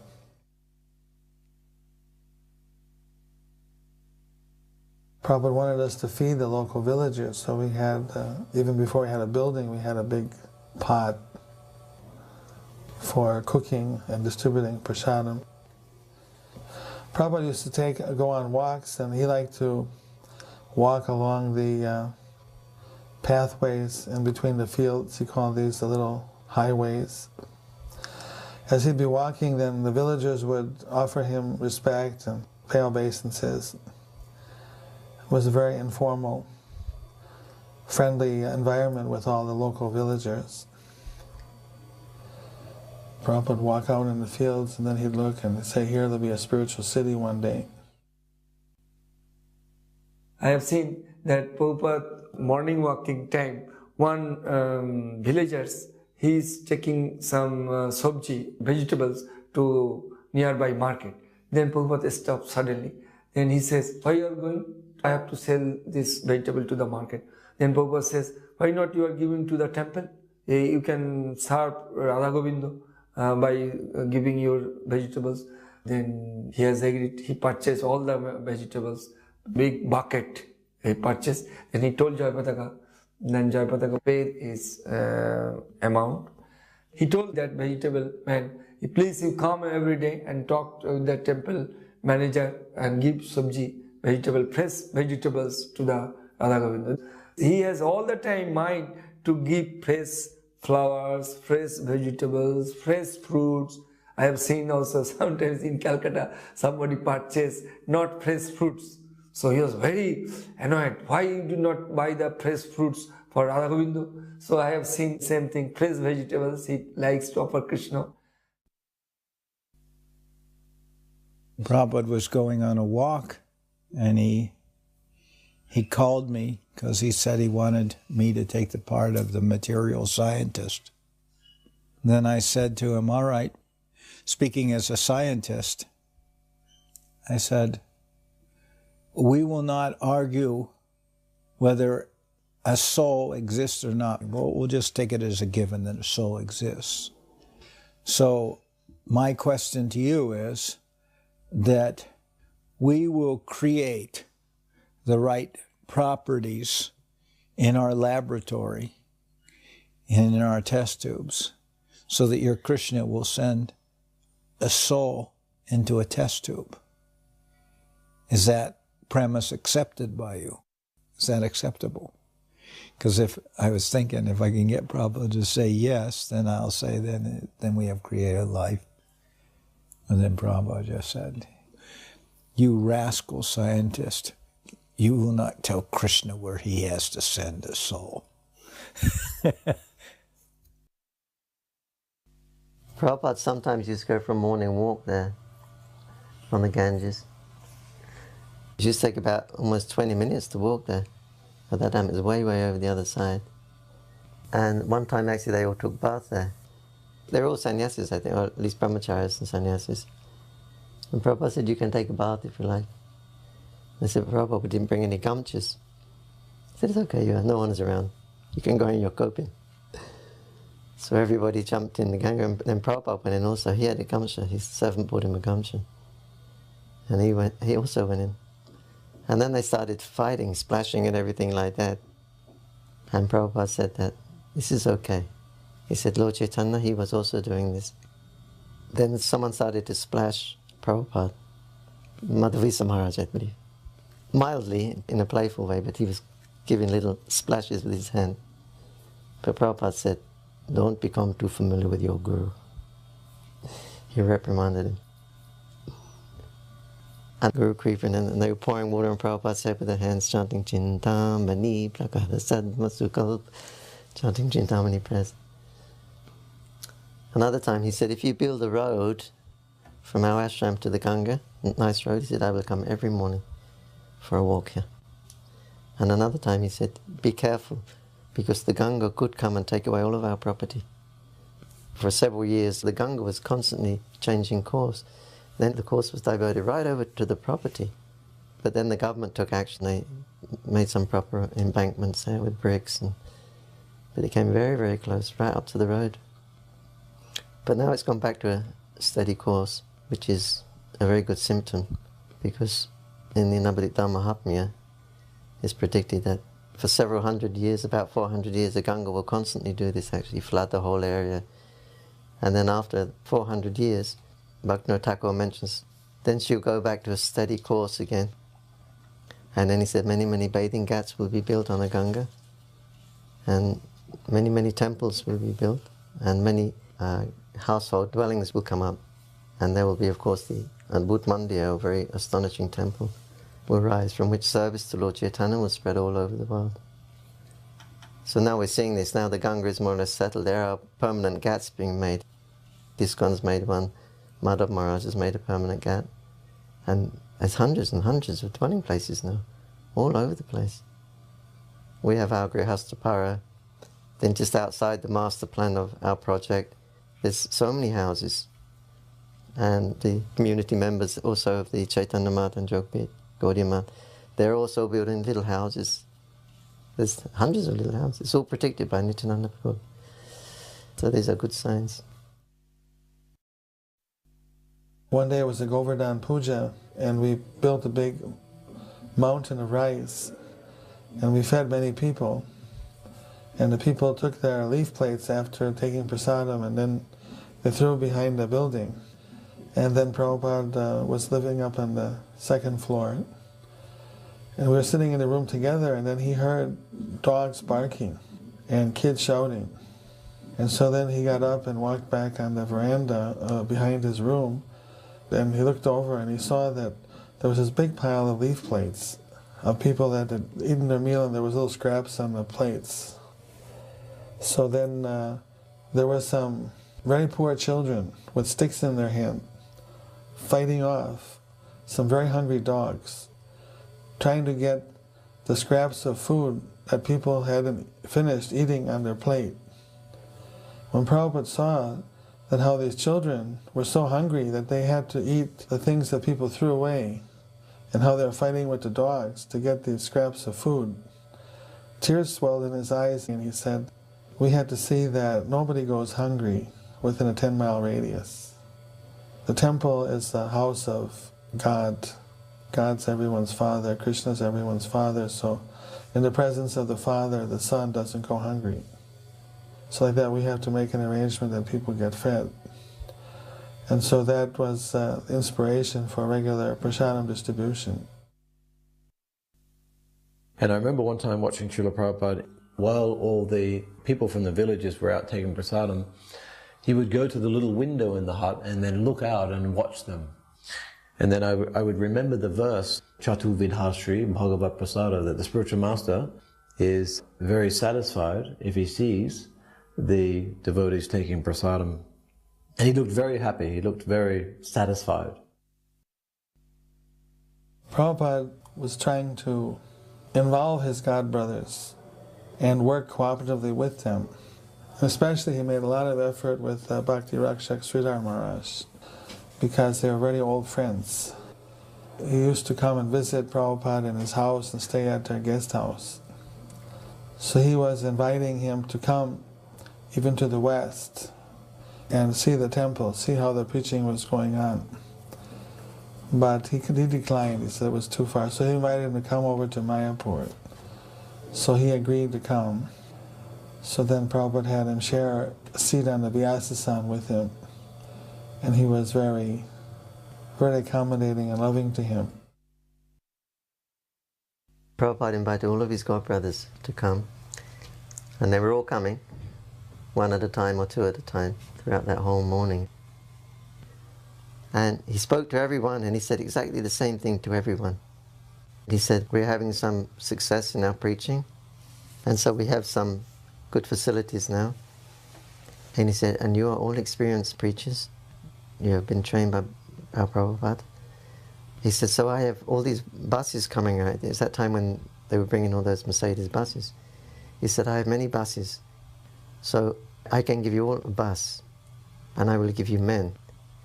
And you just go out and preach. He said, if you have any problem in your temple of maintenance, he said, I will also give you men for your temples and to help you maintain in the temple. He said, there's only one condition, he said, that you distribute my books.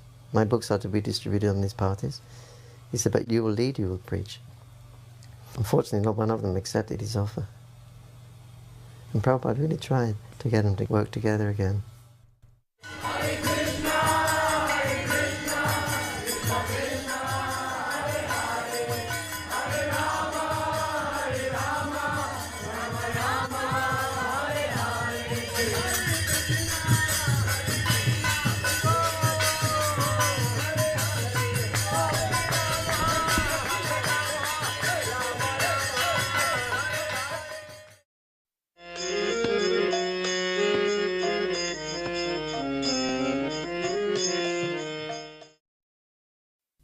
Walking along the Hooghly. The Hooghly is the Ganges River, which I really enjoyed because Prabhupada would stop sometimes and have intimate moments where he would look at the water, and you could just imagine that Prabhupada sailed down that water, when he left. He left from Calcutta, right? So, that's the place. And now he's back here again with his disciples. In Calcutta, there were so many parks Prabhupada would walk in. Back in the day when Prabhupada was growing up, he said Calcutta was their model city of what they, wanted to create in India. They have many beautiful parks. Every few blocks there was another park. Of course, when we were there in the 70s, they looked a bit different than they did, but he said it was a beautiful city.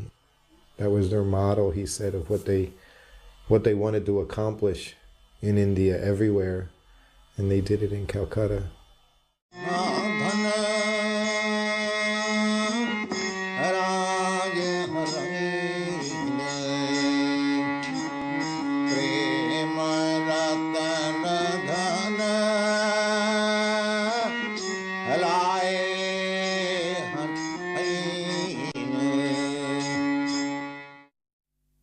Prabhupada used to take his morning walk quite often in a little park just around the corner to the temple. I think it's called Das Priya Park. And there was a lake in the middle of that park. So Prabhupada would walk around that lake a few times. So on this one occasion, quite a large number of devotees came for the walk, maybe as many as 40. And Prabhupada was walking around, not saying anything, just walking around the park. And he would come back to the starting point where there was a little gate which we would go through. And then he would set off again. Prabhupada wasn't speaking anything, he was chanting japa. So after about 4 times around, I was noticing that many devotees were kind of dropping up, going back to the temple for one reason or another. He went on a couple more times around the park. It was going on quite a while. So I was still following on. And it got down to the point where there was about 6 of us left. And we're going around, and suddenly Prabhupada stopped and turned around, looked at us, and he said, oh, all the others have given up. He said, just see how easily we give up. And then he was very silent and turned around and started walking again. And we followed him. Then when he came back to the gate, we went back to the temple. I was in Srila Prabhupada's room with him in Calcutta. I was a temple president there, so I got access to Srila Prabhupada. So I went in, and one day I was just there with him alone, and for some reason I asked this question. I don't know why, but I did. I said, Srila Prabhupada, when you leave us, who will succeed you? And he said, that will be revealed to you. And then he looked at me, he said, you become Guru. And then he said, I want all of my disciples to become Guru. And then he said, Jare deko tahe kaha Krishna upadesh, amara agyai guru han thara edesh, which is the verse that Lord Chaitanya Mahaprabhu spoke to the South Indian Brahmin. When he left South India and he was lamenting, what am I to do? And Lord Chaitanya said, whoever you see, tell them about Krishna. Whoever you speak to, tell them about the instructions of Krishna given in the Srimad Bhagavatam and the Bhagavad Gita. And on my order, you deliver this land. So Prabhupada quoted that verse, and he said, this is how this Krishna consciousness movement will be spread. I was one of the few foreigners who learned how to drive in India, mainly because I drove our vans, and I don't think there was very many others who drove Prabhupada in India. Prabhupada usually had a driver. But anyway, we drove, and Yadabar, one day he accompanied us with Rupanuga.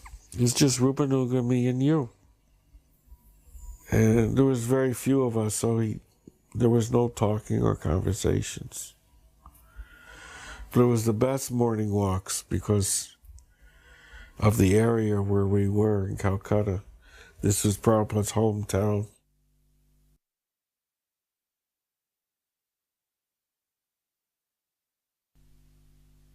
It was a little bewildering. There was all these neon flowers, neon decorations, plastic flowers, lots of electrical cords twangled and dangled. I remember at one point the devotion that was there. It hit me. What was going on was, pure devotion to these deities, and that this family had been absorbed in devotion to these deities for centuries.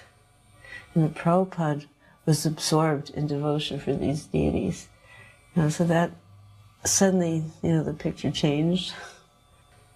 Then I remember they sat us down and they were serving us prasad. It was a beautiful Bengali feast. And it was served, on banana leaves with such respect for Srila Prabhupada, and the respect from Prabhupada was transferred to us. They were Prabhupada would use the word aristocratic, but they were very aristocratic. And their affection to Srila Prabhupada was definitely apparent, as was his towards them. At the Radha Govinda Temple, Prabhupada's childhood temple in North Calcutta, Prabhupada did a series of lectures in the evening. The Mullik family, which was the family he was related to, who owned the temple, and one of the great Zamindar families of Bengal during the time of the British Raj, They lived across the street, and of course Prabhupada was raised in their house. They all came to the program. The whole atmosphere was like Prabhupada was the grandfather or the great-grandfather, and they were so respectful. You know, the way they came in, their heads were always covered, the way the women bowed down, the men were, you know, nicely dressed and standing in the background, and everyone was very attentive to Prabhupada because he was their relative who was now world famous. Prabhupada's mood at this meeting was very familial. He was very gentle with everyone. It was just like family. There was a very loving side to this, the whole relationship between him and the Mullik family. And of course those deities, Radha Govinda, were Prabhupada's childhood deities. This was the temple where he played as a child, where he had his Rath Yatra festival, and he worshipped these beautiful deities that they have there still. Radha Govinda, they're the deities that Prabhupada said called him back to India. You know, in the 60s, he went back to India, he said, Radha Govinda have called me back. And that's when he started all his major Indian preaching. Prabhupada came to Calcutta with Pradyumna in 1973, April, and Pradyumna came up to me and said, how would you like to come with Prabhupada and type Chaitanya Charitamrita? He says, okay, tomorrow we're going to Mayapur, so you have to learn how to read Bengali and then you can come with Prabhupada. I said, okay, no problem. So he gave me a Bengali book, I learned how to read Bengali, and I was off with Prabhupada the next day, because like we never thought anything was impossible. That if Prabhupada wanted us to do something, then impossible is a word in the Fool's Dictionary, so yeah, no problem. I learned to read Bengali, and I get to go with Prabhupada. In Calcutta, it was a challenging place for us. Something about the temple, and at least at one period, everyone was sick. Everybody had dysentery, and the service, you know, there wasn't enough people to do the basic service. So it was a challenge. And Bhanu Swami was there. And Bhanu Swami, as I remember, is a Naishtika Brahmachari. And through all of this, he never got sick. He never lost his focus. He remained active, and when others were down in their attitude, consciousness, he was never affected by it. And at one point, he's the only person who was well and up serving. Prabhupada made note one day. And he said, just see, he said, this is the value of brahmacharya. He said, because he is brahmachari, he is able to circumvent all the challenges of the world and continue steady in his service. This is the value of brahmacharya. I get to have a private darshan of Srila Prabhupada. Of course, his servant was in the room, and myself and Prabhupada. When I first came before him, you know, with what I thought was just like this huge life-ending problem, you know, my whole consciousness absorbed in being in anxiety about this problem. All of a sudden, when I got in there, the whole problem just like shrunk down to the size of the water in the hoof print of a calf. This huge unsolvable anxiety just became insignificant. And there I was like totally embarrassed. All of a sudden it didn't seem like something I should bother Prabhupada with, you know, and I was so embarrassed. But here I am, I had disturbed him. And at that time, Prabhupada communicated something to me. You've probably heard from other devotees how sometimes Prabhupada would communicate without speaking. Prabhupada became a mirror, and I think that's a guru's function, to be like a mirror to the disciple. He was like a mirror. He was showing me my spiritual situation. And I had this like really esoteric, like internal vision, like for a few seconds of myself being this brilliant diamond-like spiritual spark within my heart, but I was covered over with just like mountains and heaps of dirt. And I also had a vision of Srila Prabhupada sitting there, the same brilliant spiritual spark, only completely clear of any covering. And he communicated to me with that vision that I was just like him, but I was covered, and that all I needed to do was to follow his instructions and I would become completely uncovered like him. And that was such an intense realization. And I thought, oh, how can I bring up my petty, mundane problem? But like I said, after I'd gone and disturbed and he was sitting there expectantly, then I did. I blurted it out. The most significant thing about that whole experience was that internal mirror-like vision that he gave me of myself and himself. Winter of 1973, Vishnujana Swami's bus had burned down somewhere in America, and while Karanda and the BBT were building him a new bus, he came to sail down the Ganges and do Harinam Sankirtan and Prasadam and distribution, and he had a slideshow to show these villages. And Vishnujana was amazing, doing kirtan through the villages. I mean, people were asking us to take their children with us, and they were just in shock. And we'd have a program every night with a big slideshow. I mean, and show them London Rath Yatra and San Francisco Rath Yatra. They were blown away that, their Hinduism was actually, spreading all over the world, because we were the first Western Hindus they'd ever seen. And it wasn't just that we were a handful, we represented this movement with temples and festivals all over the world. So, of course, who's the person responsible for all this is Prabhupada. I mean, the villagers were just enormously impressed. Anyway, we sailed down the Ganges for 40 days and nights, and we got stopped in northern Bengal by a huge dam called Farakka Barrage. So then we took trucks down to Calcutta, where we met Prabhupada. So we had some kind of, little camera with us, but somebody had a shaky hand. It all came out looking like ghostly images, so we didn't have anything to show Prabhupada. But when we were reporting in the room about it, Vishnujana Swami said that we had distributed 500 sets of japa beads. And Prabhupada looked very concerned, said, "You cannot do that. Now they think you are their guru." So he was a little upset that we didn't know these subtleties of Indian culture, that if you give someone beads and tell them to chant Hare Krishna, you've just given them Harinam initiation, and that's how they see it. So I think there must be a lot of villages along the Ganges where they have this memory of this bronze god from the West who looked like Lord Chaitanya and gave them initiation. Srila Prabhupada, one time, he singled me out in one of the darshans. He said to me, "Oh, my sister tells me you speak Bhagavatam very nicely." And so when he said that, I didn't know what to say, because I never spoke Bhagavatam, what to speak of nicely. And so I didn't know, I was just completely bewildered and puzzled, why he said that. But then it was in Calcutta that I had been reading Krishna book in front of Pishima, because it was Janmashtami in 1972. And what we had to do, all the devotees were reading Krishna book from morning till night. And so when it was my turn to read, I was reading Srila. And she was my only audience. There were hardly any people then. There was nobody in the temple in Calcutta those days. So she was about the only one sitting in front of me, and I was reading in English, and she didn't know a word of English. But I was being real dramatic, Krishna left the gopis, and they were crying, and then she was crying and crying and crying, although she didn't know any English. So she understood the mood of it. And then she must have told Prabhupada that I speak Bhagavatam.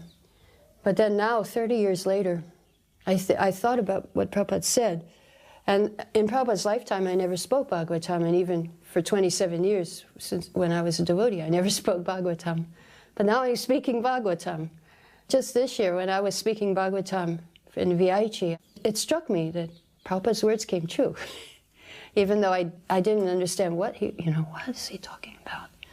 But then I thought, well, wow, pure devotee's words must be true, that it has to happen. And even though I had no plan of ever speaking Bhagavatam, but it happened anyway, by Krishna's arrangement.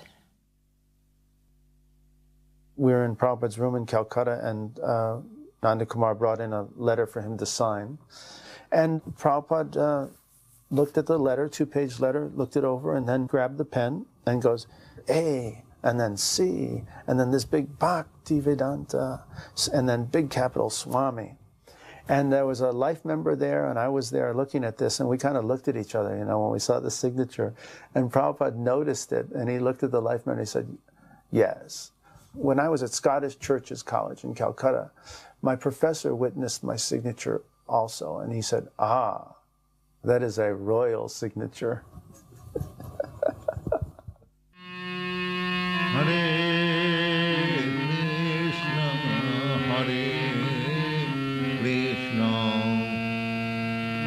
Krishna Krishna Hare Hare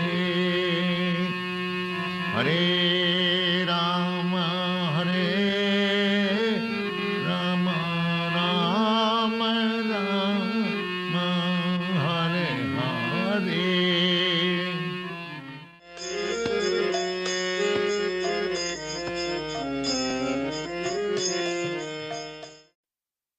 So we went to greet Srila Prabhupada at the airport, and this is, of course, the very, very first time I ever saw him. So I was a little anxious, and I remember they rolled out a long red carpet, and I remember my first impression. For some reason, I had expected him to be very tall. I don't know why. And I remember thinking, oh, he's so short. But there was something so very regal about his carriage. And then he went to sit down on the dais. They had actually brought a little sort of wooden dais for him to sit on because there was going to be an interview. It was a television interview. And first there was, of course, the kirtan, and then everyone sat down. And, of course, all the people in the airport in the background wondering, what's going on here? And so I was just mesmerized watching him. It was like watching a performance for me, solo performance on the stage. And he sat down with the greatest of elegancy and ease. And someone offered him a silver goblet of water. And I remember him holding it up. And the stream of water flowed like a fountain right in his mouth. And it was just so elegant. And I just thought, wow. You know, being in the theater profession for some years, it was like, boy, that person really has a lot of grace to be able to do that in front of all these people. Just everybody's eyes on him with not even a string of nervousness or tension or anything like that. And then they offered him a plate of fruit, and he very delicately just picked up a piece of fruit and just sort of popped it in his mouth and sat there and chewed it, and everyone was watching him, and no discomfort, you know, no nervousness or anxiety. He just finished eating that little piece of fruit, and then he was looking around, one after the other, at the faces, very peacefully and quietly, really looking, taking all the time that he wanted to. I was just, from a material standpoint, completely impressed. One time, I purposefully brought Prabhupada's vases of flowers back to his altar late, because I knew that he would be arriving. So I was the only one left in his quarters, and I had dared to do that because I thought that was a good chance for me to meet Prabhupada face to face. So I came late with the flowers, returning them to his altar just as he was walking into his sitting room. So I placed them on the altar and then paid my obeisances. And Srila Prabhupada was still standing. He hadn't sat down behind his desk, and he said, "And what is your name?" And I told him my name was Hari Puja, and that I had just gotten second initiation, and I thanked him. And he shook his head like he did side to side, and he said, "Thank you."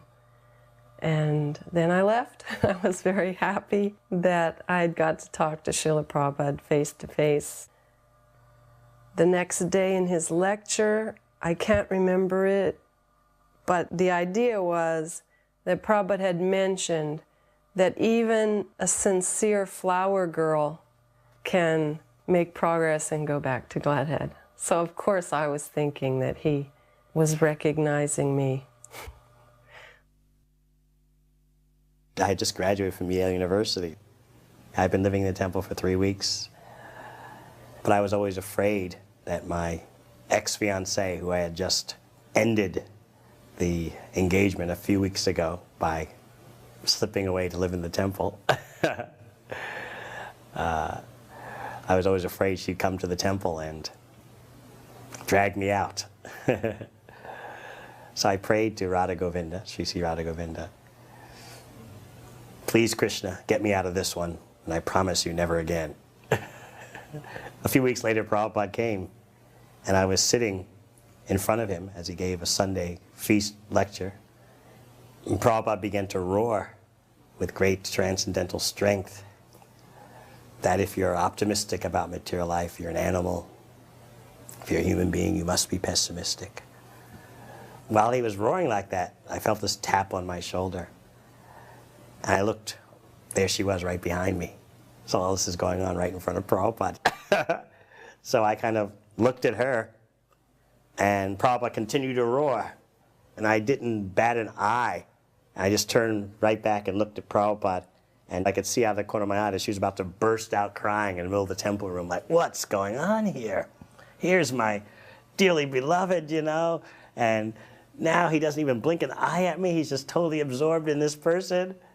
So she left, and Prabhupada went on to explain with less fire. Material life, yes, everything's pessimistic, but in Krishna consciousness, everything is optimistic. So after that, I remember the kirtan we had for the deities, and I remember dancing in ecstasy, thanking Krishna, I'm free, Prabhupada did it, I'm free, I'm free. One time I was on a walk with Prabhupada in Brooklyn, and it was one of those walks where Prabhupada would drive to his destination and then walk and then come back. And as we were coming around the corner, just in front of the temple, Prabhupada saw that there was a boy who was mailing a letter, but he was a small boy, and so he couldn't reach the box, and his father was picking him up, or the boy was dropping the letter in the box. And Prabhupada saw this, and he just became absorbed in seeing it. Of course, how long does it take to mail a letter? It's only a few moments, but Prabhupada just became absorbed, and again, it seemed like it was so much time. His eyes became very wide and became sparkly, and he seemed just as if he were remembering something, and I was thinking, what is Prabhupada thinking of? You know, something from his childhood, or what? And the scene ended, and Prabhupada said, the little boy, by his own strength, he cannot do. But the affectionate father, when he helps, then it is possible. We were going to do a performance for him the first evening of Krishna Kidnaps Rukmini, but I really felt that he could see into me. There was nothing that I could hide. Then I was thinking, oh my God, I'm going to be playing the part of Princess Rukmini, who's an expansion of the goddess of fortune, and it's ridiculous. What am I doing? You know, it's just going to be a farce. But anyway, it was planned, and you know, the show must go on. So there I was, and the scene opens with myself sitting on the floor by myself, writing the letter to Krishna. And I could feel my right knee beginning to shake out of nervousness.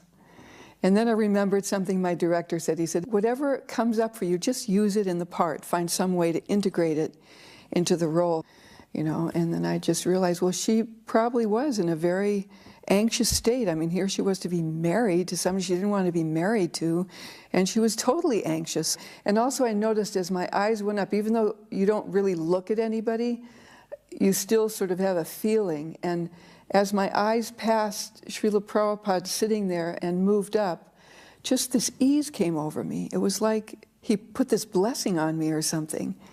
And I just forgot everything, and I just became Rukmini. And was able to just play with total abandon. just totally get into the part.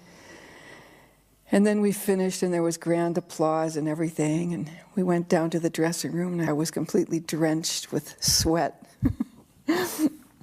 And we were waiting, just taking our makeup off and so forth, and then Shruti Kirti came in and started telling us everything that Prabhupada said, and I was real excited and everything. He said, Prabhupada said, this is better than reading my books. It's better than reading my books because it sticks in the mind, because you have a vision. And he said seeing these is like windows to the spiritual world. So people just don't hear it, but they actually have an experience. And then I got the wonderful compliment when he said, Rukmini, she was the best. And I thought, wow, after all that anxiety I went through, and then he was actually pleased. And then, of course, there was a little part of me that thought, well, he's just saying that because he knows I need to hear it. But then I also understood when you use whatever talent you have in Krishna's service, that is the best. So it didn't matter whatever I was thinking. And he actually wanted us to go with him and travel with him all over the world. I think his next destination was Africa. He wanted to take us with him, and he said there should always be, kirtan, lecture, performance, and prasad. It just didn't work out at that time. But I realized the importance of cultural events in the presentation of Krishna consciousness that Prabhupada really wanted. And Srila Prabhupada was working on one of the chapter, or some of the chapters of Chaitanya Charitamrita. We had a recording device. It was big. I mean, it was like, several feet wide. So Srila Prabhupada would dictate Chaitanya Charitamrita, and as soon as he was finished, Pradyumna would bring it up to me, and I would immediately transcribe it using this big contraption. We didn't have a dictaphone. I would just use the foot pedal, starting it, stopping it, starting and stopping it. But we did it right away as soon as Srila Prabhupada was finished with it, and then Pradyumna would bring Srila Prabhupada the transcription back. And Srila Prabhupada said that he was so encouraged because I was doing it so fast that it made him start doing 2 tapes a day. That was my very best memory ever. I was in Atlanta. It was summertime, I remember that, and I was walking up the street, and a devotee opened the window and stuck his head out and yelled at the top of his lungs, Balavanta, Prabhupada's on the phone, which was just a shock of my life. So I ran with wings on my feet up and got the phone. It wasn't actually Prabhupada on the phone. It was his secretary on the phone at his request. Prabhupada was in the room. And the secretary said, Prabhupada wants to know if you can come to New York right away. And I said, of course. So I just dropped everything and went and got on the plane, flew to New York, and Prabhupada wanted to discuss politics. Actually, what happened is I wrote to him and suggested that I could run for mayor of Atlanta. It would be a good preaching platform. And he wrote back with the most overwhelming enthusiasm I'd ever experienced. And I took 1 step to him, he took 100 steps to me. But the broad discussions, all I remember is basically, he said, well, so what do they say about our program? I said, probably they say it's not practical. He says, yes, it is not practical because they will not accept it. If they would accept it, it would be very practical. I remember one devotee, we were discussing the Gawi Trust Party, and the devotee said, Prabhupada, when we take over the government, we'll outlaw all these religions. Prabhupada said, no, why? We only want to see that they are following their religion. Srila Prabhupada was not for one religion taking over the government. He fully supported freedom of religion, and in fact, he made it clear many times and told us that this is not a religion. This is a process of spiritual realization which is applicable to any religion. So yeah, he made it very clear that in terms of politics, we're not interested in changing people's religion or taking over the government for one religion as opposed to another religion. We just would like to see that the leaders of human society are enlightened personalities, whatever religion they come from. And the Bhagavad Gita, Srimad Bhagavatam, and the chanting Hare Krishna facilitates that process. When Prabhupada would come to the temple in New York, one of the first things that he would like to do was to speak with the artists and see what paintings had been done. Because his translation was such an important part of his service to his spiritual master, he was always very enthusiastic to see what progress we were making.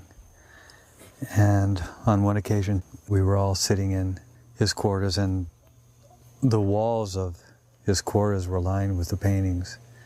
And that was one of my favorite times. Maybe there were 8 or 10 of us that were working, doing the paintings for Bhagavatam at the time. And we had the opportunity just to sit with him and discuss each individual painting, and he would make suggestions on them and corrections. Whenever I was painting, I was always listening to Prabhupada, either listening to Prabhupada chanting or Prabhupada's lectures.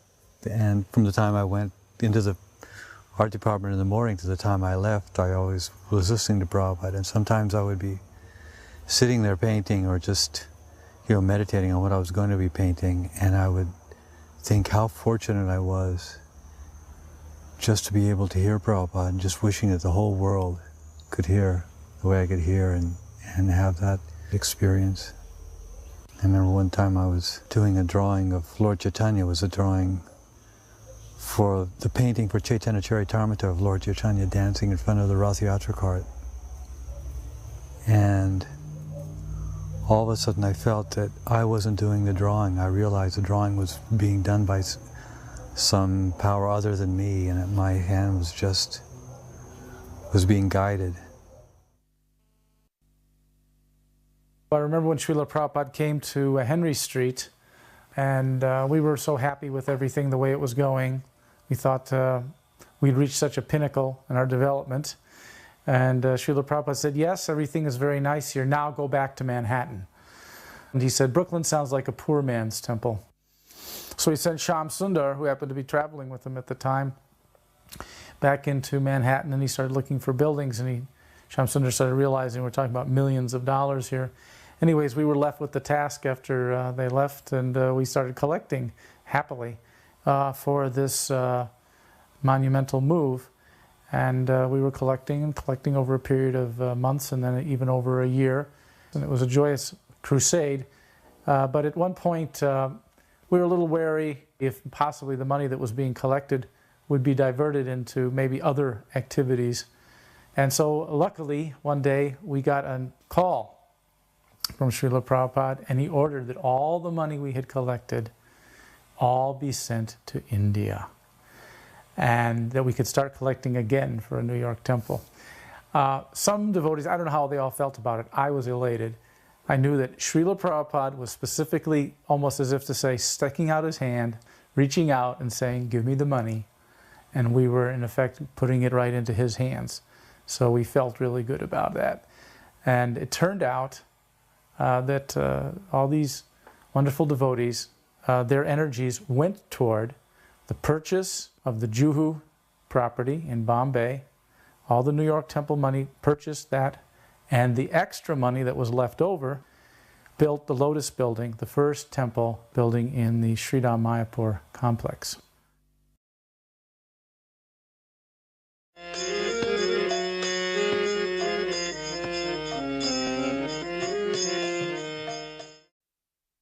Of course, this Rath Yatra became very famous because Prabhupada never sat in his Vyasasan, which was there, and walked and danced the entire way. And what was the amazing thing was just days before and weeks before, he had been very ill. He was in Mayapur in Calcutta, and he asked the leaders what he should do, because he was being invited to the Rath Yatra in London, and he was also being invited, I believe, to Australia to rest and recuperate from his illness. And I remember he, told them to, which he would do sometimes, he said, talk amongst yourselves and tell me what you think. And I remember massaging him that day when he said that, and he said to me, he said, what do you think? Should I go to London for the Rath Yatra, or should I go to Australia and rest? And I had been with Prabhupada about a year, so I already had an idea that he was going to go to the Rath Yatra, and that's what Prabhupada did. He preached. There was no possibility of him passing up such a big opportunity for preaching. And I said that, I said, well, if you go to London, I said, there'll be thousands of people there at the Rath Yatra festival that you can preach to. And of course, and if you go to Australia, that won't be there. And he just said, yes. He said, that's right. So then later on in the afternoon, he called everyone and he just told them, he said, we're going to London, to Rath Yatra. I picked Prabhupada up at Heathrow Airport in a helicopter and flew him into the front lawn. He landed in a helicopter. And the entire trip from the airport, it was storming. And this little helicopter, I think it was just 2 passengers, just Prabhupada and I, was moving like, you know, really abruptly. I was getting sick. It was like being on the inside of a basketball or something, you know, rotating. And I looked over at Prabhupada thinking, oh my God, he must be getting ill. And he was just as calm as could be, just enjoying the ride. And we were just skimming over the treetops at a very high speed. And we landed there on the lawn. Prabhupada used to say to people, I have arrived in a helicopter.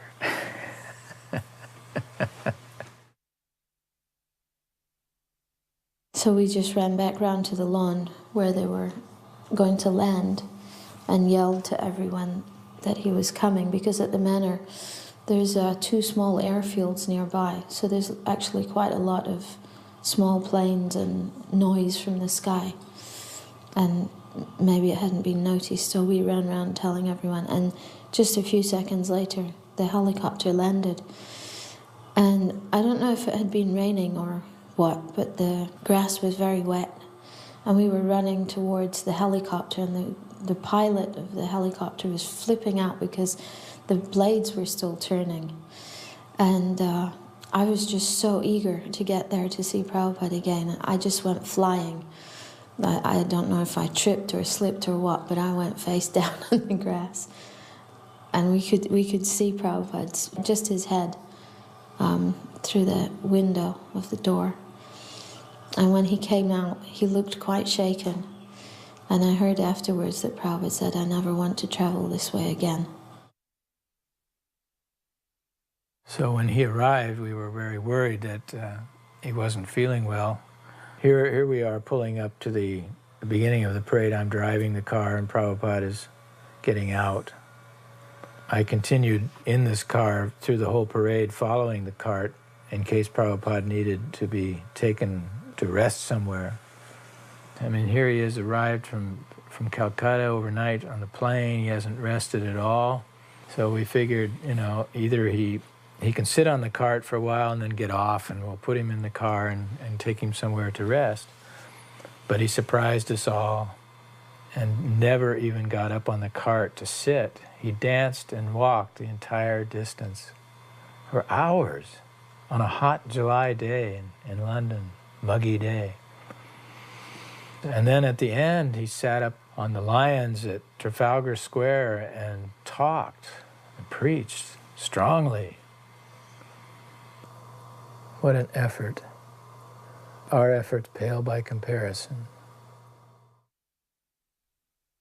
My uncle, he left me £10,000 in a will.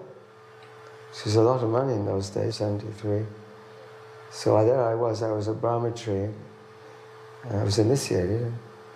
But then all of a sudden, Shyamasundar, the GBC, said, Mahavishnu, we want to put you in charge of Rath Yatra.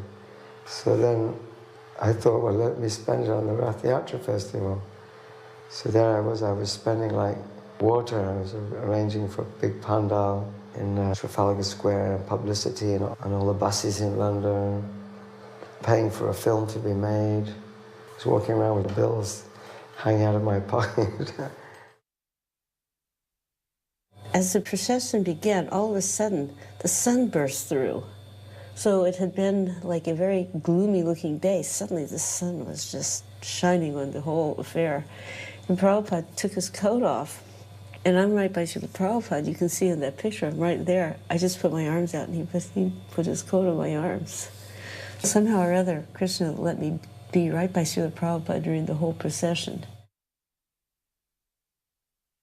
This was a victory for Prabhupada, this Rath Yatra going right down like the main byways there in London to Trafalgar Square. And you know, Prabhupada saw to it that it was a very grand event, and he just danced and walked the entire way, even though he was going to go recuperate somewhere from his illness because he was, you know, supposedly weak.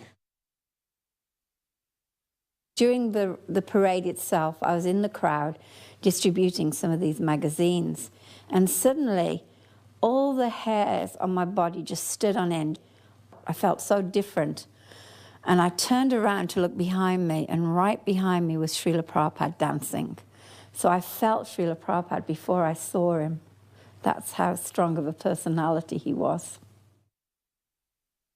The bobbies, I guess, you know, I guess they could see that I was his assistant, you know, his servant. And they said to me, you have to tell your leader to sit down because he's making too much of a commotion in the streets. We need to get order in the streets. They didn't like, you know, they considered it very disorderly, all this dancing around. And I ignored them once, you know, because I thought, I can't say anything to Prabhupada, you know. So then they kept coming up to me. This one officer kept saying, you know, you have to tell him, you know, you have to tell him. And so finally I went up to Prabhupada, and he was just like us as he was dancing around and walking, and I went up to him, and from behind I tapped him on the shoulder, and he turned around and looked at me, and I said, Prabhupada, I said, they're saying you have to sit down in your seat, and he just kind of like, just paid no attention at all and just spun back around and continued to dance, you know. So I just shrugged my shoulders. I went back up to the Bobby and I said, if you want him to stop, I said, you tell him. I said, because he won't listen to me. So, and then he didn't go up, and then they just let it go on.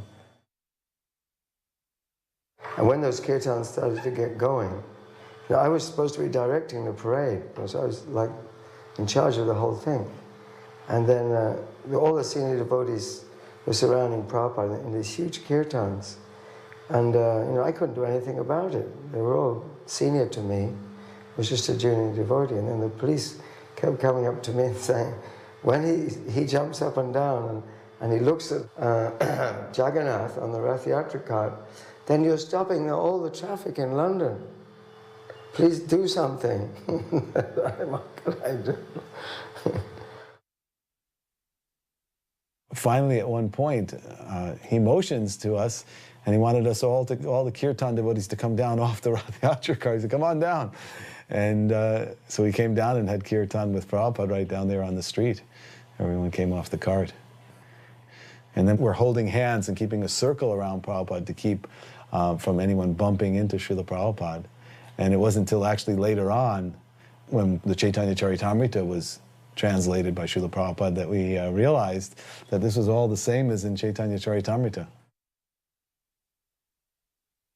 We spent weeks advertising the Rath Yatra this year. We called it London's Summer Festival, and we had stickers made, orange circular stickers, and we stuck them on every available surface, you know, lamp posts, shop windows. Somebody went on all the underground trains and stuck them on all the doors of the underground trains, and the whole of London was just covered in the things.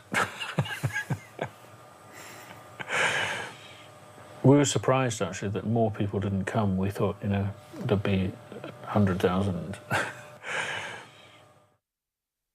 Everyone directed Prabhupada towards the Vyasasan, and he looked at it, then he looked around, and then he just shook his head a little and started to walk. And then when everyone realized that Prabhupada was going to walk in front of the cart with everybody else, there was like a wave went through the devotees. As they heard that this was happening, everyone started to dance. And it was quite amazing that there was this seemingly very small old man in the middle of all these tall, young, strong Western men. And he was completely directing them. Just with a flick of his finger, they would lift off the ground and dance and spin and do whatever. And the number of mridangas that were being played and the vigor that they were being played with, wasn't that the kirtan was particularly fast, but the way everyone was playing the mridangas, their hearts were in their hands, the way they were playing them. to please Prabhupada with the kirtan. And from time to time he would actually start dancing, jumping off the ground himself with his arms raised. And when that happened, the devotees just went wild. And it was as if we were flying. There was no ground beneath our feet. There was no time, no space, no nothing. There was just pure joy and happiness and Prabhupada. Hare Krishna, Hare Krishna, Krishna Krishna, Hare Hare, Hare Rama, Hare Rama, Rama Rama, Hare Hare.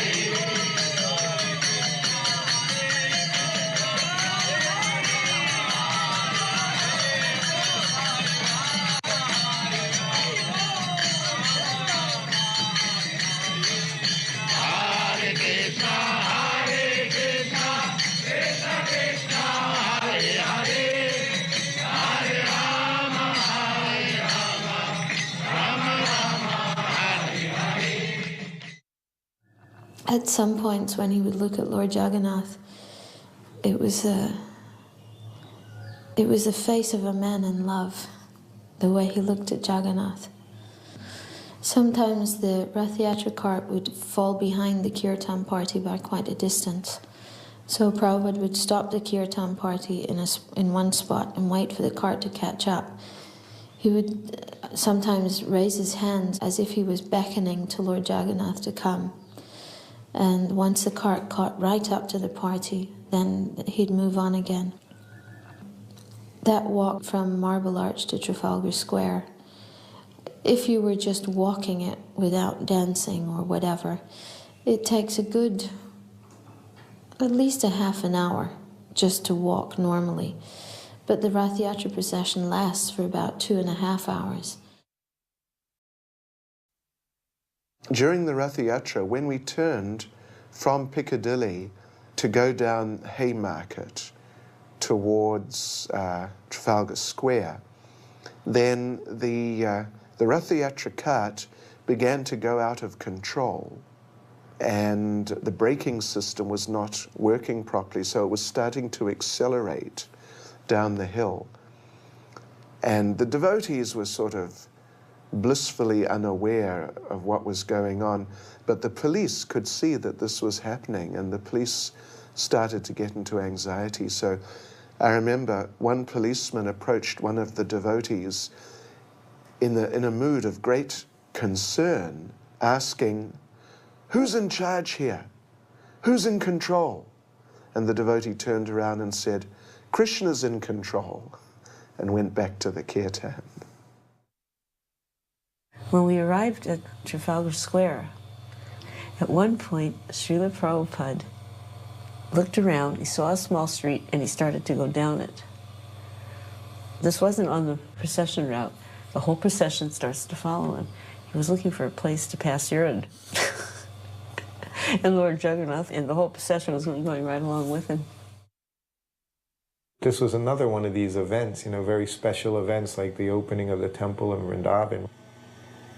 This was conquering London, he conquered the British, Prabhupada. And we knew what he was when he was young, when he first met his spiritual master, right? He was into the Gandhi movement, he wasn't into British rule. So now he came and took over Britain. That's what he did, it was like right back in their face. These are special triumphs, I think, that Prabhupada really, really enjoyed. This festival, we made a lot of promises to the authorities regarding, how we would conduct ourselves, things we would and wouldn't do. We'd set up these tents. This is the one right with those yellow tents. In order to secure these tents with the lines you can see that come from them, we just drilled holes into the cement and drove iron stakes, pegs in there, which was a total no-no for the authorities. But anyway, the festival went off. It was just really sensational with so many people. Prabhupada was very pleased, there was no doubt about it. But the following year, they just absolutely would not give us any leeway for performing a festival. It took some time for them to regain their trust in us. There he is in Trafalgar Square, the center of the British Empire. Thousands and thousands of people. This was Prabhupada's triumphant moment. Looking out at thousands of people chanting Hare Krishna in Trafalgar Square. And I came down to Trafalgar Square and to see the arrangements there. Everything was fantastic. We hired these beautiful palm trees. It was like India, you know. It was a beautiful day. And, but I was totally exhausted. By that time, I couldn't focus on what was going on. It just happened. Whatever happened, happened. And it did happen. But I was very pleased. In the Chaitanya Charitamrita, it says that Rath Yatra cart seemed to be higher than Mount Meru. And then Prabhupada writes in the purport, there was a gorgeous Rath Yatra festival in London in 1973. The Guardian newspaper reported that the Rath Yatra cart seemed to be higher than Nelson's column. And he put that in the purport of Chaitanya Charitamrita. But then it's in the conversations books that Shyamasundar said to Prabhupada that one devotee, Mahavishnu, he received some money from his aunt. Actually, it wasn't my aunt, it was my uncle, which paid for the Rath Yatra festival. And Prabhupada said, he has spent his aunt's money well. That was good.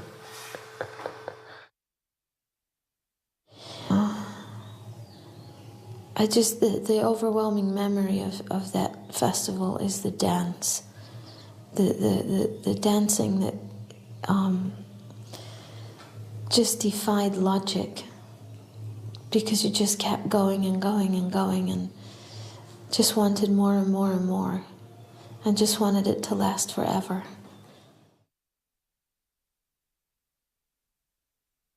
I just felt like I had received so much mercy that day from Srila Prabhupada.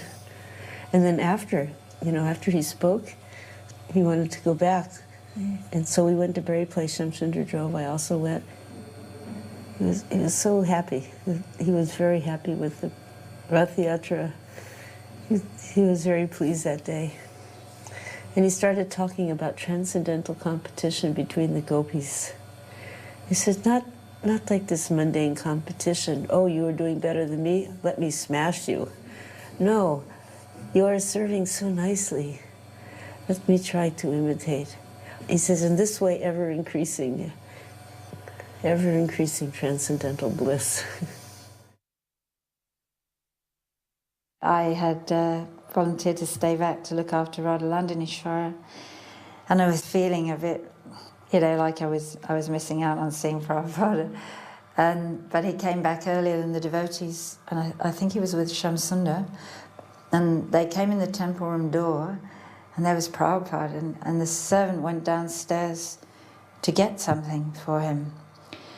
He went to take darshan of the deities, and so I got to take Prabhupada's slippers off, and I remember having his lotus feet on my hands and feeling conscious how rough my hands seemed for his beautiful soft feet.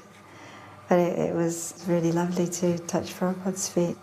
And it was a really special moment because there was no one there, and somehow Krishna had created that little moment in time when I got to be with Prabhupada.